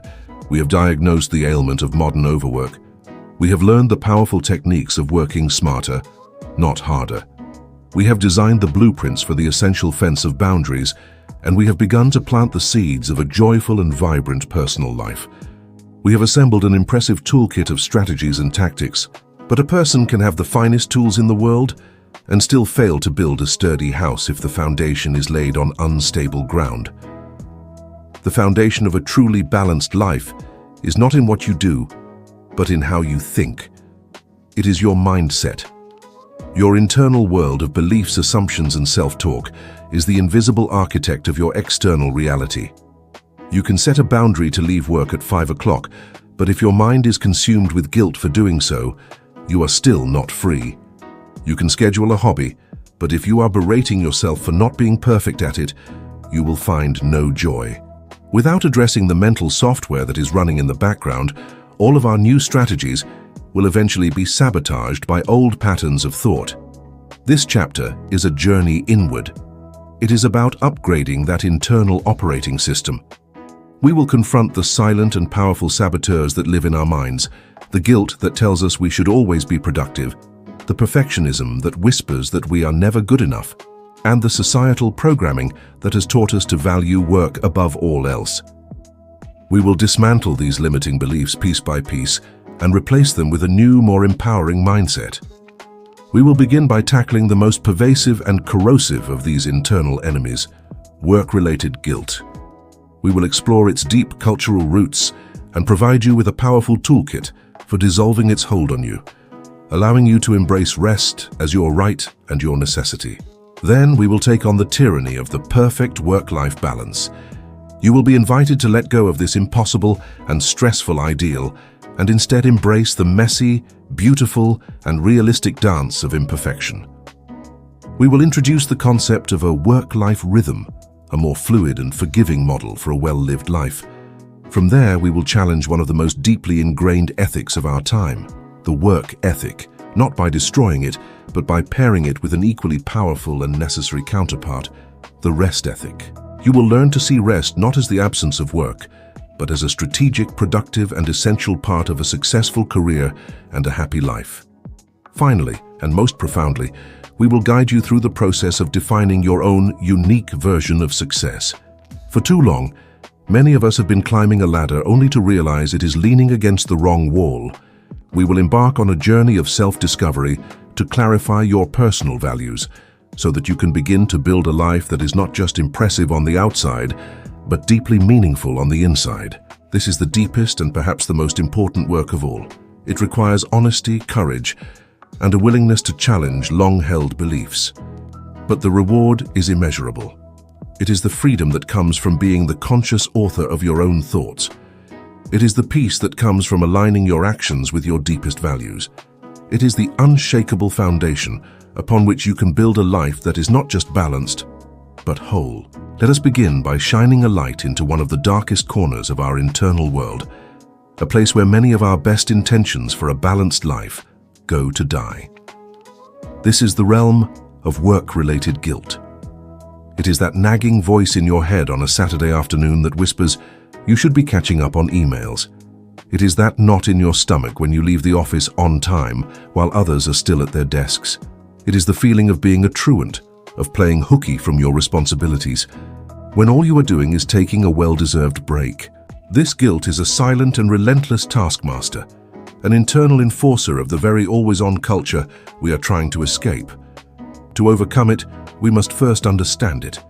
This guilt is not an inherent part of the human condition. It is a learned response, a piece of cultural software that has been installed in our brains without our consent. It has its roots in historical and societal ideas, like the Protestant work ethic, which for centuries has equated hard work with moral virtue and idleness with sin. In our modern secular world, this idea has morphed into what we now call hustle culture, where our productivity is seen as the primary measure of our worth as individuals. We have internalized the belief that to be valuable, we must be busy. Our sense of self-esteem has become dangerously entangled with our professional output. When we are not working, a part of our brain, conditioned by this cultural programming, panics. It interprets our rest as a sign that we are lazy, that we are falling behind, that we are in some fundamental way failing. This feeling is then amplified by the relentless comparison engine of social media, where we are bombarded with images and stories of people who appear to be working harder, achieving more, and hustling 24/7. It is no wonder that we feel guilty when we try to step off the treadmill. Our internal guilt alarm is fundamentally miscalibrated. The emotion of guilt is supposed to be a helpful signal. It is designed to alert us when we have violated one of our own moral or ethical standards, when we have done something wrong, like lying to a friend or breaking a promise. But our alarm is now ringing loudly when we try to do something that is not only not wrong, but is actually essential for our well-being: resting. We are feeling guilty for taking care of ourselves. This is a profound and damaging malfunction of our emotional guidance system. To fix it, we cannot simply ignore the alarm. We must actively and consciously recalibrate it. This process begins with the simple but powerful practice of mindful awareness. For the next week, I want you to become a detective of your own guilt. When you feel that familiar pang of work-related guilt, I want you to pause and notice it without judgment. Ask yourself a few questions. What is the specific trigger for this feeling? Is it seeing a late-night email from my boss? Is it sitting down to watch a movie? What is the specific thought that is accompanying the guilt? Is it, I am not doing enough? Is it, my colleagues are working harder than me? Just observe. By shining the light of your awareness on these automatic thoughts and feelings, you begin to separate yourself from them. You realize that you are not the guilt. You are the one who is observing the guilt. This creates a space, and in that space lies your power to choose a different response. Once you have become aware of the guilty thought, the next step is to challenge its authority. You are going to put that thought on the witness stand and cross-examine it. Let's say the thought is, I am lazy for taking a break right now. You can ask it a series of questions. Is this thought 100% true? Is there any evidence to the contrary? For instance, did you work hard all morning? Did you complete your most important tasks? Is this thought helpful? Does feeling guilty for taking a break actually help you to rest and recharge more effectively? Or does it just add a layer of stress that makes your break less restorative? The answer is almost always no. Finally, and most importantly, you will replace the unhelpful, guilty thought with one that is more compassionate, realistic, and aligned with your goal of achieving a balanced life. This is a technique known as cognitive reframing. You are actively choosing a new thought. For example, the thought, I am lazy for taking a break, can be reframed as, rest is a productive and necessary part of my workday. This break will help me to come back to my work with more focus and energy. The thought, I should be working late like my colleagues, can be reframed as, I am choosing to honor my commitment to my family and my well-being. Working smarter, not longer, is my definition of success. At first, this reframing will feel unnatural, like you are lying to yourself. But with repetition, you will begin to carve new neural pathways in your brain. You will be actively rewriting the faulty code. Another powerful technique for disarming guilt is to make rest an official, non-negotiable part of your schedule. As we discussed before, put it on your calendar. But this time I want you to do it with the specific intention of defeating guilt. When you schedule family dinner or read for 30 minutes on your calendar, you are elevating that activity to the status of a legitimate commitment. When the guilt starts to creep in, you can look at your calendar and remind yourself, I am not doing nothing. I am engaged in a scheduled and important activity called recharging my batteries. You are not being unproductive. You are simply executing your plan for the day. This provides a logical and authoritative answer to the irrational voice of guilt. A powerful ritual to combat evening guilt is to create a done-for-the-day list. At the very end of your workday, as part of your shutdown routine, take 2 minutes to write down 3 to 5 things you accomplished that day. They don't have to be monumental achievements. Answered all critical emails or finished the first draft of the report are perfectly valid. Then, I want you to look at that list and say to yourself, out loud if possible, this is enough for today. I did good work and now it is time to rest. This simple act of acknowledging your accomplishments provides a sense of closure.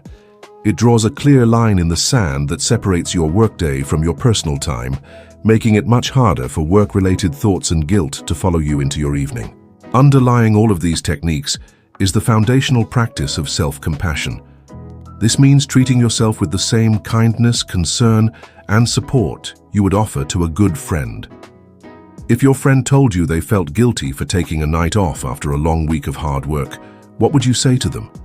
You would likely tell them that they deserve a break, that their health is important, and that they have earned the right to rest. You would not call them lazy or unproductive. Self-compassion is about turning that same voice of kindness inward. When you feel guilty, you can practice a simple self-compassion mantra. You can place a hand on your heart, take a deep breath, and say to yourself, "This is a moment of stress. Rest is a human need. May I be kind to myself in this moment." Letting go of work-related guilt is not a one-time event. It is an ongoing practice. It is a gentle but firm rebellion against a culture that has taught us to devalue our own well-being. Each time you choose to rest without guilt, you are casting a vote for a new way of living. You are reclaiming your right to be a whole human being, not just a human doing. This is one of the most profound acts of self-care you can undertake, and it is the essential first step in building a mindset that can support a truly balanced life. Now that we have begun the work of quieting the inner critic of guilt, we must turn our attention to its equally tyrannical cousin, perfectionism. In the context of work-life balance, perfectionism manifests as the pursuit of a mythical, flawless equilibrium. It is the belief that there exists a perfect schedule, a perfect routine, a perfect system that, once discovered, will solve all of our problems and allow us to glide effortlessly through our days, giving just the right amount of attention to our work, our family, our health, and our hobbies, all at the same time. This is a fantasy, and it is a dangerous one. The relentless pursuit of the perfect work-life balance is, ironically, one of the greatest sources of stress and imbalance. It is a recipe for perpetual failure and self-criticism, because the perfect balance does not exist. Life is, by its very nature, messy, unpredictable, and constantly changing. A rigid, perfectionistic approach to managing it is doomed from the start. Today, your child might be sick and need all of your attention. Tomorrow, you might have a critical work deadline that requires you to stay late. The week after that, you might feel a surge of creative energy and want to spend your evening working on a personal project. The idea that you can neatly partition your life into perfectly equal and unchanging slices is an illusion. Chasing this illusion leads to a destructive all-or-nothing mindset. We think, "I didn't have time for my full hour-long workout today, so I'll just skip it entirely," or "My weekend wasn't completely relaxing and screen-free, so it was a total failure." This black-and-white thinking prevents us from celebrating small, imperfect progress. It sets an impossibly high bar, and when we inevitably fail to clear it, we feel defeated and are more likely to give up entirely. The antidote to this paralyzing perfectionism is to embrace a new and far more compassionate and realistic model, the concept of a work-life rhythm or work-life integration. I want you to stop thinking of balance as a static noun, a state you achieve, and start thinking of it as a dynamic verb, an act you are constantly engaged in. Think of a skilled surfer riding a wave. The surfer is not in a state of perfect, rigid balance. They are in a constant state of adjustment, leaning one way then another, responding to the changing shape of the wave beneath them. They are not fighting the wave, they are in a dance with it.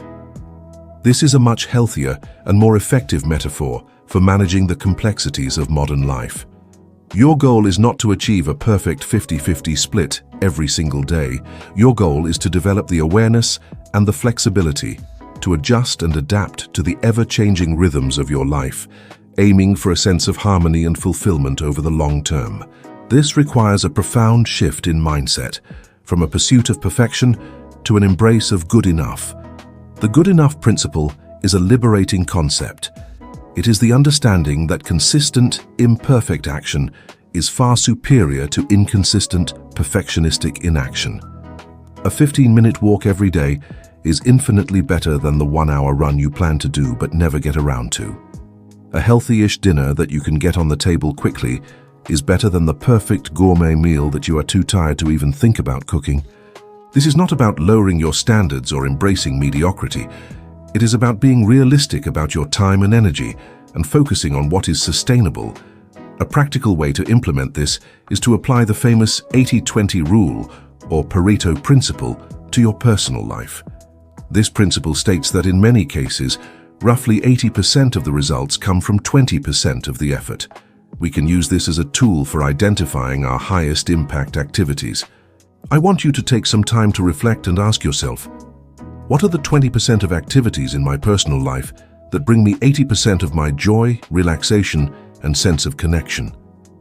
For one person, it might be family dinners, a weekly bike ride, and reading before bed. For another, it might be their morning coffee ritual, a weekly phone call with their best friend, and spending time in their garden. Identify your high-impact 20%. These are your non-negotiables. These are the things you should protect fiercely, even if you can only do them imperfectly. By focusing your limited energy on the things that give you the most bang for your buck, you can let go of the need to do everything perfectly. Another powerful mindset shift is to adopt a seasonal approach to your balance. Just as nature has its seasons, so do our lives. There will be seasons of intense work, such as when you are starting a new job or launching a major project. In these seasons, your work-life rhythm will naturally be weighted more heavily towards your career. The key is to recognize that this is a temporary season and to plan for a season of rest and recovery afterward. Conversely, there will be seasons that are dominated by your personal life, such as when you have a newborn baby, are caring for an aging parent, or are moving to a new city.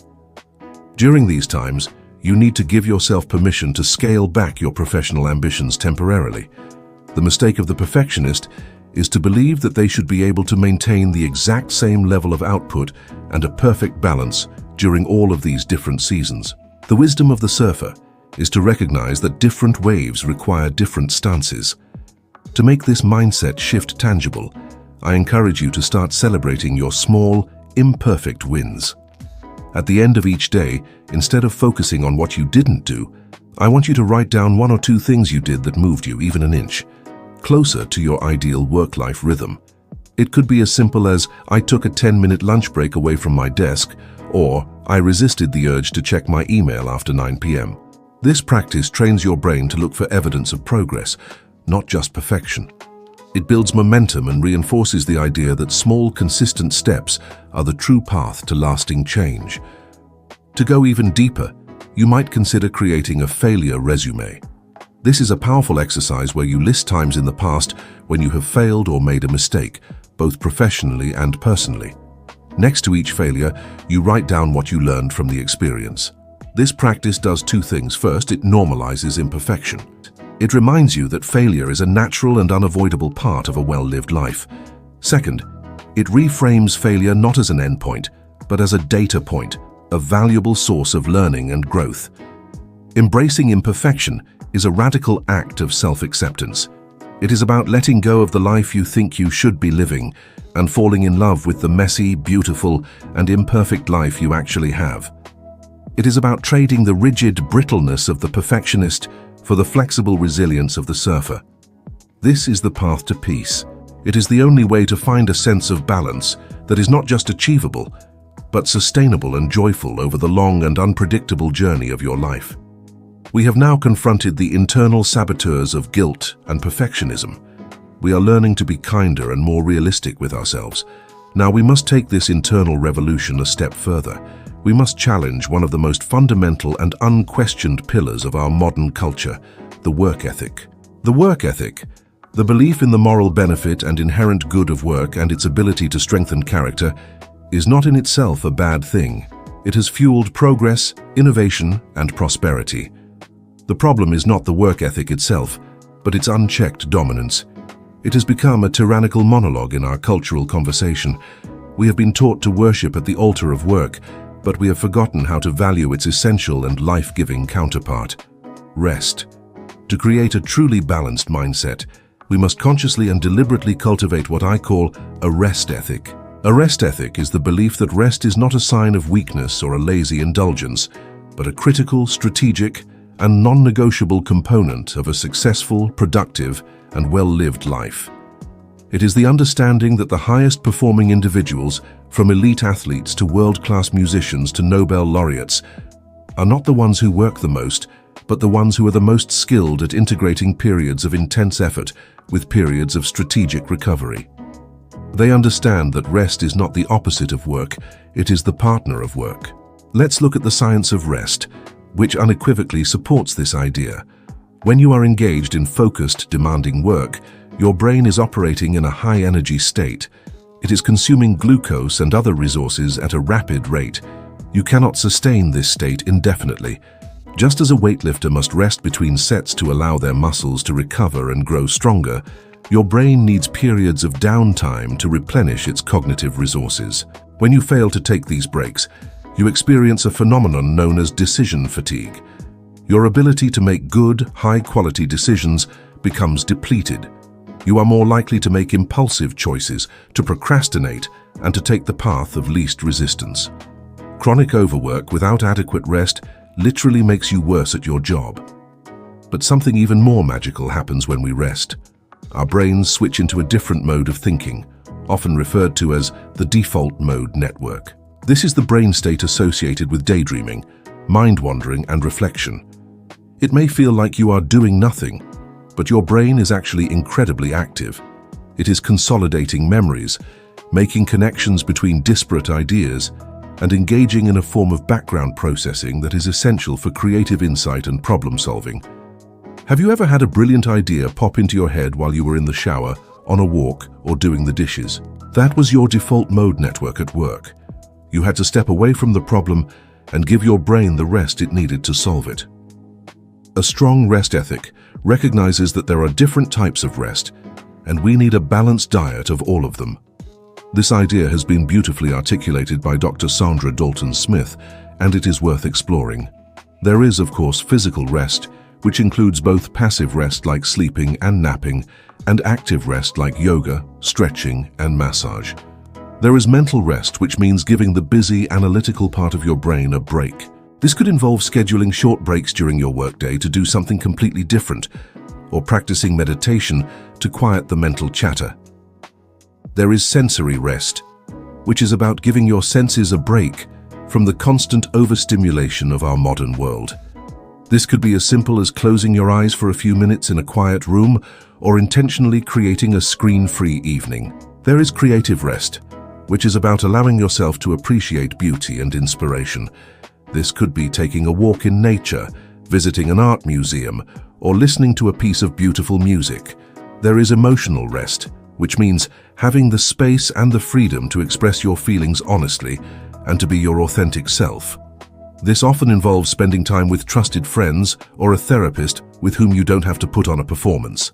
There is social rest, which means curating your social interactions to spend more time with people who are positive, supportive, and life-giving, and less time with those who drain your energy.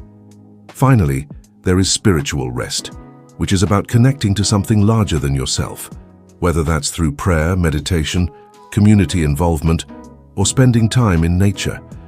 The point of this is to see that rest is a rich and multifaceted concept. It's not just about sleeping or sitting on the couch. It is about actively and intentionally seeking out experiences that restore you on different levels.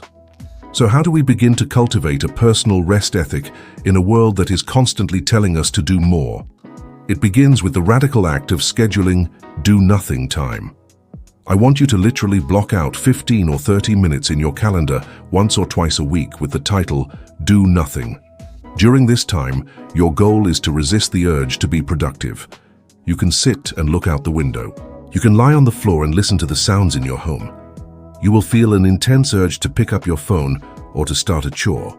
Your job is to gently resist that urge. This practice is a powerful form of resistance training against the tyranny of busyness. It trains your nervous system that it is safe to be still. To make restorative activities more accessible, I suggest you create a rest menu. Take a piece of paper and divide it into the 7 types of rest we just discussed. Under each category, brainstorm a list of activities that you personally find restful and that you can do in various amounts of time. For example, under mental rest, you might listen to a 5-minute guided meditation, do a crossword puzzle, or organize a drawer. Under creative rest, you might walk through the local park, browse an art book, or listen to my favorite album. When you are feeling depleted, instead of defaulting to the low-grade stimulation of scrolling through your phone, you can consult your menu and choose an activity that will truly nourish you. We must also reframe our hobbies through the lens of the rest ethic. This is what can be called productive unproductivity. When you are knitting, The primary purpose is not to produce a sweater. It is to engage in a meditative, tactile activity that calms your nervous system. When you are gardening, the goal is not just to grow vegetables. It is to connect with nature and engage in a form of physical rest. By focusing on the process rather than the outcome, you strip your hobbies of the pressure to perform and allow them to be the truly restorative sanctuaries they are meant to be. Finally, a robust rest ethic demands that you take your vacations seriously. In many corporate cultures, unused vacation time is seen as a sign of dedication. This is a deeply dysfunctional perspective. Vacation is not a luxury, it is a critical part of your employment contract and a vital component of your long-term mental and physical health. Plan your vacations in advance. When you are on vacation, truly unplug. This means deleting work apps from your phone and setting a clear out-of-office message that states you will not be responding to emails until you return. Cultivating a rest ethic is a conscious act of defiance against the cult of overwork. It is a declaration that you understand your own humanity. You are not a machine. You are a biological organism with natural rhythms of effort and recovery. To honor those rhythms is not weakness, it is wisdom. It is the secret to a long, sustainable and successful career, and more importantly, a joyful and well-lived life. We have arrived at the pinnacle of our journey into the mindset of a balanced life. We have learned to release guilt, to embrace imperfection, and to cultivate a powerful rest ethic. But all of this work is in service of one ultimate goal: to build a life that is an authentic expression of who you are. For so many of us, our feelings of imbalance and dissatisfaction stem from a fundamental misalignment. We are living a life based on a definition of success that we have inherited from our parents, our peers, and our society, rather than one we have consciously chosen for ourselves. We have been handed a success script from a very young age. Get good grades, get into a good college, get a prestigious job, climb the corporate ladder, make more money, buy a bigger house. We have been so focused on executing this script, on climbing this ladder, that we have rarely paused to ask ourselves a crucial question: is this ladder leaning against the right wall for me? A great deal of our work-life imbalance is a symptom of this very problem. We work punishing hours and sacrifice our well-being to chase goals that we don't even truly want. We are chasing a phantom, a version of success that promises happiness, but often delivers only stress and exhaustion. True, lasting work-life balance is impossible until you have the courage to put down the inherited script and write your own. It is impossible until you define what a successful life means to you based on your own unique values and priorities. This is the ultimate act of self-authorship. This section is a guide to that process. It is an invitation to embark on an archaeological dig of your own soul, to uncover the values that lie buried beneath the rubble of societal expectations. The first step in this process is to deconstruct the societal success metrics that we have been taught to accept as gospel. We must become aware of the powerful psychological forces that keep us chasing external validation. One of the most important concepts to understand is the hedonic treadmill. This is the well-documented psychological phenomenon that describes our tendency to quickly return to a relatively stable level of happiness despite major positive life events. You get the big promotion you have been working towards for years. You feel a surge of happiness and pride, but after a few weeks or months that feeling fades, and you are back to your baseline level of happiness, already looking for the next achievement that you believe will make you happy for good. This is the treadmill. You have to keep running faster and faster just to stay in the same place emotionally. This is why a life dedicated solely to the pursuit of more money, more status, and more achievements often feels so hollow. These things do not provide lasting fulfillment. True, sustainable happiness comes not from external achievements, but from living a life that is aligned with your intrinsic values. So let's get to the practical and powerful work of clarifying those values. I want you to find a quiet time and a piece of paper for what I call the values clarification exercise. This is one of the most important exercises in this entire book. The first step is to simply brainstorm. I want you to read through a list of common values such as adventure, security, creativity, community, health, learning, peace, integrity, freedom, compassion, growth, authenticity, and so on. Circle every single word on that list that resonates with you on a gut level. Don't overthink it. Just circle the ones that feel important. Now for the hard part. The second step is to prioritize. I want you to look at your long list of circled words and narrow it down to your top 5 core values. These are your non-negotiables. These are the guiding principles of your life. This process of elimination is difficult, and that is the point. It forces you to get crystal clear about what truly matters most to you. For example, you may have to choose between security and adventure as a top value. There is no right answer, only your answer. The third step is to define what these values mean to you in practice.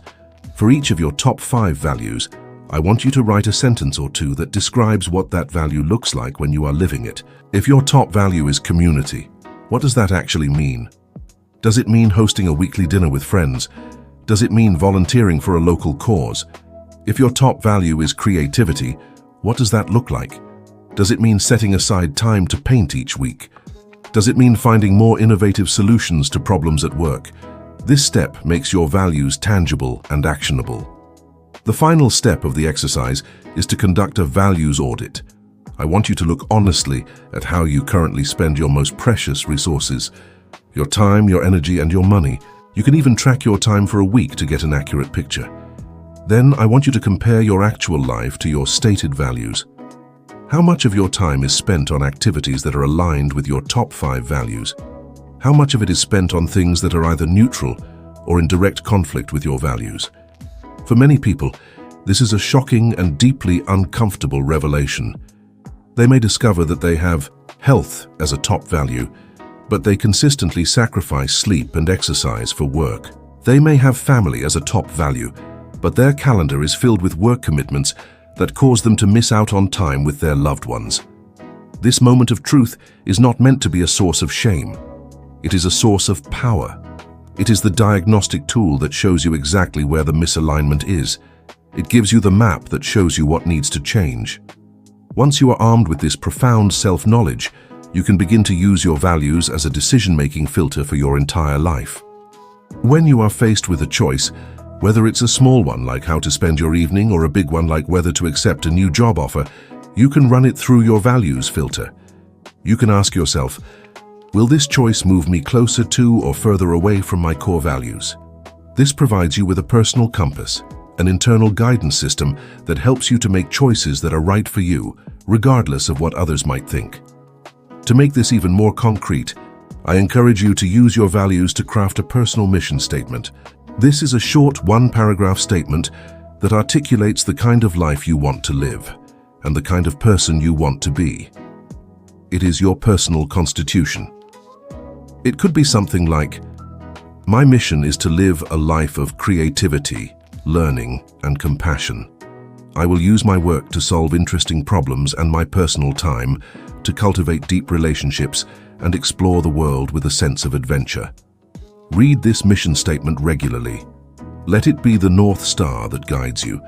This process of defining your own success is the ultimate act of liberation. It is about taking back the pen and becoming the author of your own life story. It is about building a life that feels as good on the inside as it may look on the outside. This is the true meaning of a balanced life. It is not about a perfect schedule. It is about a life that is in harmony with your soul. Chapter 6. Your Blueprint for a Balanced Future. We have reached the final chapter of our journey together, but in many ways, it is the most important chapter of all. It is the beginning of your new story. We have traveled through the dense forests of the modern work-life collision. We have climbed the mountains of smarter productivity. We have navigated the tricky terrain of boundary setting. We have tended to the gardens of our personal lives. And we have excavated the deep bedrock of our own mindsets. You are now equipped with the awareness, the tools, and the perspective to create a life of greater balance, purpose, and joy. But knowledge without action is merely a pleasant diversion.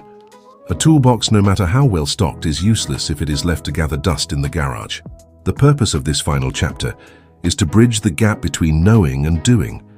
This is where we will translate all of our insights and strategies into a concrete, personalized, and sustainable plan of action. This is your blueprint for the future. A blueprint is not the house itself, but it is the essential guide that ensures the house is built on a solid foundation and with a coherent design. It provides clarity, direction, and a reference point to return to when you inevitably encounter challenges along the way. In this chapter, we will guide you step by step through the process of creating your own personal blueprint.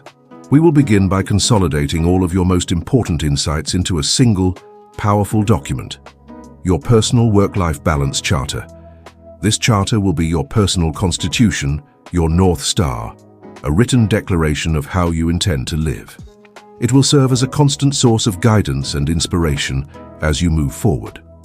Next, we will address the very real challenge of feeling overwhelmed by the sheer number of changes you might want to make. We will introduce the powerful philosophy of small changes, big impact. You will learn how to identify and implement tiny keystone habits that create a positive ripple effect across your entire life, making lasting change feel not just possible, but easy. A blueprint is useless if it is not consulted regularly. That is why we will then teach you how to establish a simple but profound practice, the regular check-in. This is your personal maintenance schedule, a weekly and quarterly ritual of reflection and course correction that will ensure your plan remains a living, breathing document that evolves as you do. Finally, we will zoom out and look at the beautiful and inspiring consequences of your personal transformation. We will explore the ripple effect, the idea that by healing your own relationship with work and life, you are not just changing your own world, you are becoming a powerful force for positive change in the lives of your family, your colleagues, and your community. This chapter is not an ending. It is a commencement. It is the moment you step out of the classroom of this book and into the laboratory of your own life. The goal is not to execute this blueprint perfectly. The goal is to use it as a guide, to be patient with yourself, and to celebrate every small step you take in the direction of a more balanced, intentional, and joyful existence. You have everything you need. The tools are in your hands. The blueprint is before you. It is time to begin the beautiful and rewarding work of building your life. The first and most important step in building your new life is to create the blueprint itself. We have covered a vast amount of ground in this book, and it is easy for all of that information to feel scattered and overwhelming in your mind. The purpose of your personal work-life balance charter is to gather all of the most essential pieces, all of your most powerful personal insights, and to organize them into a single, clear, and actionable document. Think of this charter as your personal declaration of independence. It is a contract you are making with yourself. The very act of writing these things down is a powerful form of magic. It takes your vague intentions and crystallizes them into concrete commitments. It moves them from the realm of things I should probably do to the realm of this is the plan I am following. This charter will be your rock. On days when you feel overwhelmed, confused, or tempted to fall back into old patterns, you will be able to return to this document and reconnect with your own deepest intentions. Let us walk through the creation of your charter, section by section. I encourage you to get a beautiful notebook or to create a new document on your computer that you can dedicate to this purpose. The first part of your charter is your why. This is your personal mission statement which you crafted in the last chapter. At the very top of the page, I want you to write down this one-paragraph statement that defines the kind of life you want to live. This is your North Star. It is the ultimate reason behind all of the changes you are making. Starting with your why ensures that your plan is grounded in a deep sense of purpose, not just a superficial desire for better time management. The second part of your charter is your list of core values. Below your mission statement, I want you to list the top 5 core values that you identified in the values clarification exercise. These are the guiding principles of your life. Seeing them written down every time you look at your charter will keep them at the forefront of your mind and make it much more likely that you will use them as the filter for your daily decisions. The third part of your charter gets very practical. This section is titled My Non-Negotiables. Your non-negotiables are the specific, tangible activities and conditions that are essential for your well-being and are aligned with your values. These are the things that, barring a true emergency, you will not sacrifice. I want you to list at least 5 of them. Be as specific as possible. For example, instead of writing exercise more, you should write my 30-minute walk every morning at 7 a.m. Instead of spend more time with family, you should write phone-free family dinner from 6 p.m. to 6:45 p.m. every weeknight. Other examples might include at least 7.5 hours of sleep per night, 1 hour of completely unplugged personal time each day, or my Saturday morning is reserved for my personal hobbies. These are the pillars that will hold up your balanced life. The fourth part of your charter is your ideal week template. I want you to sketch out a simple grid of a week from Monday to Sunday. Now, I want you to block it out, not with a rigid minute-by-minute schedule, but with the broad strokes of your ideal rhythm. Block out your sleep. Block out your protected family or personal time in the evenings. Block out your non-negotiables, like your morning walk. Block out your general work hours. Within your work hours, I want you to block out 1 or 2 specific times for deep work. Remember, this is a template, not a prison. Life will happen and you will have to deviate from it. The purpose of this template is to give you a default to return to. It is a visual representation of a week that is in alignment with your priorities. The fifth part of your charter is your boundary rules. Based on what you learned in Chapter 3, I want you to list your 3 to 5 most important rules of engagement for your professional life. These are the specific boundaries that will protect you from the creep of overwork. Examples could include, I do not check or respond to emails between 7 p.m. and 8 a.m. My workday officially ends when I complete my end-of-day shutdown ritual. I will say no to any non-essential meeting that does not have a clear agenda. Or, I will turn off all work-related notifications on my phone during my personal time. These rules are your fence. Write them down clearly and concisely. The final and sixth part of your charter is your overwhelm protocol. This is your emergency action plan. We all have days when, despite our best efforts, we feel completely swamped and on the verge of burnout. In those moments, it is hard to think clearly. This protocol is what you will do when you feel that way. It should be a short, simple sequence of actions. For example, Step 1, pause and take 5 deep breaths. Step 2, step away from my computer for at least 10 minutes, and if possible, go outside. Step 3, look at my to-do list and identify the one single thing that is most important to do next, and ignore everything else. Step 4, review my personal charter to reconnect with my why. Once you have completed all 6 sections of your charter, I want you to read it out loud to yourself. This is your blueprint. I encourage you to put it somewhere. You will see it every single day. You could print it out and put it on your desk. You could make it the background on your computer. You could take a photo of it and save it as a favorite on your phone. The more you see it, the more its principles will become ingrained in your subconscious mind. You might also consider sharing your charter with someone you trust, like your partner or a close friend. This is not for them to police you, but for them to understand you and to support you. They can be a powerful ally on your journey. Your personal work-life balance charter is not a set of rigid rules designed to make you feel guilty when you deviate from them. It is a tool of empowerment. It is a living document that you can and should revisit and revise as your life changes. It is a powerful and loving reminder from your best self to your everyday self about the kind of life you have chosen to live. You have now created your blueprint, your personal work-life balance charter. It is a beautiful and inspiring document. But as you look at it, you might be feeling a sense of apprehension. It can feel like a monumental task to transform your current reality into the one described in your charter. The gap between where you are and where you want to be can seem vast and intimidating. If you are feeling this way, I want you to take a deep breath. The secret to bridging that gap is not to take a giant, heroic leap. The secret is to build a bridge, one small, steady, and almost effortless step at a time. This is the philosophy of small changes, big impact. Lasting, sustainable transformation is almost never the result of a sudden, massive overhaul. Those kinds of changes require a huge amount of willpower, and willpower is a finite and unreliable resource.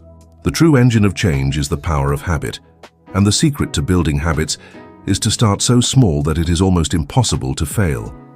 The human brain is wired to resist big, abrupt changes. They feel threatening and require a lot of energy. But the brain barely notices small changes. By starting small, you can sneak past the resistance of your own mind and begin to build momentum almost effortlessly. This idea has been popularized by researchers like B.J. Fogg with his concept of tiny habits and James Clear with atomic habits. The core principle is that a small initial action can be the catalyst for a cascade of positive changes. This is the concept of a keystone habit. A keystone habit is a small change or routine that, when implemented, sets off a chain reaction, helping other good habits to fall into place. For many people, a simple keystone habit is putting on their workout clothes as soon as they wake up. That one small act doesn't guarantee a workout, but it makes it dramatically more likely. That workout might then lead to healthier food choices throughout the day, which in turn leads to better sleep that night. One small stone can create ripples across the entire pond. Your task now is not to implement your entire charter at once. Your task is to identify your first keystone habit. I want you to look at your charter and think back to our earlier self-assessments. Where is the single biggest point of friction or pain in your daily rhythm? Is it the chaotic morning scramble? Is it the feeling of being completely drained of energy by mid-afternoon? Is it the inability to mentally disconnect from work in the evening? Identify one of these pain points. Now, we are going to brainstorm the smallest possible action you could take to address it. Let's use the 2-minute rule, a concept from James Clear. The rule is, a new habit should take less than 2 minutes to do. This makes it so easy that you cannot say no. Let's look at some examples. If your pain point is the inability to disconnect in the evening, a bad, overwhelming goal would be, I will have a perfectly relaxing, screen-free evening. A good 2-minute habit would be, when I close my laptop at the end of the day, I will immediately walk over and plug my work phone into its charger in the kitchen for the night. This takes less than 2 minutes, but it is a powerful keystone habit that makes it much less likely you will be sucked back into work. If your pain point is low energy, a bad goal would be, I will completely overhaul my diet. A good 2-minute habit would be, before I have my morning coffee, I will drink 1 full glass of water. This is simple, but it can kickstart a virtuous cycle of better hydration and more mindful consumption throughout the day. If your pain point is a cluttered mind, a good 2-minute habit would be, before I close my laptop, I will write down on a notepad the one most important task for tomorrow. This takes less than 2 minutes, but it provides a sense of closure and makes it easier to start the next day with focus. Another incredibly powerful technique for building small habits is called habit stacking. This means you anchor a new desired habit to a stable existing habit that you already do every day without thinking. The formula is, after current habit, I will new habit. For example, after I brush my teeth in the morning, I will do 1 minute of stretching. After I pour my first cup of coffee, I will write down one thing I am grateful for. After I sit down at my desk to start work, I will take 3 deep breaths. By linking the new behavior to an established one, you are leveraging the brain's existing neural pathways to make the new habit feel automatic more quickly. I want you to choose just one, not 5, not 3. Just one tiny habit that takes less than 2 minutes to implement. This will be your single point of focus for the next 2 weeks. Your only goal is to be consistent with this one small change. As you practice this tiny habit, you will begin to experience the psychology of small wins. Each time you successfully complete your habit, your brain gets a small hit of dopamine, a neurochemical associated with pleasure and reward. This creates a positive feedback loop that makes you want to repeat the behavior. You are not just building a habit, you are building a new identity. You are becoming the kind of person who honors their commitments to themselves, even in the smallest of ways. This builds self-trust and self-efficacy.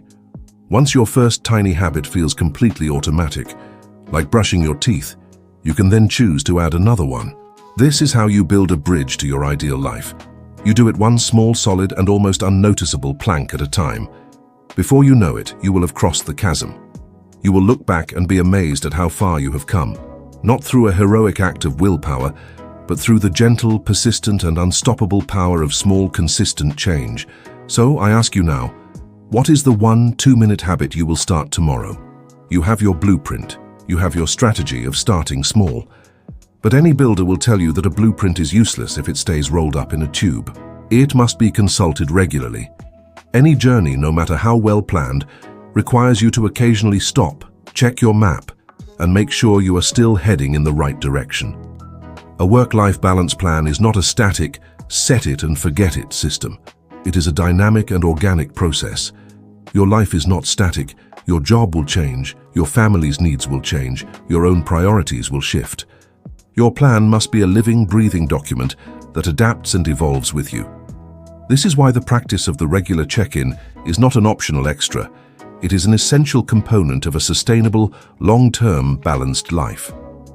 Think of yourself as the pilot of your own life. A pilot flying from Los Angeles to New York does not simply point the plane in the right direction and hope for the best.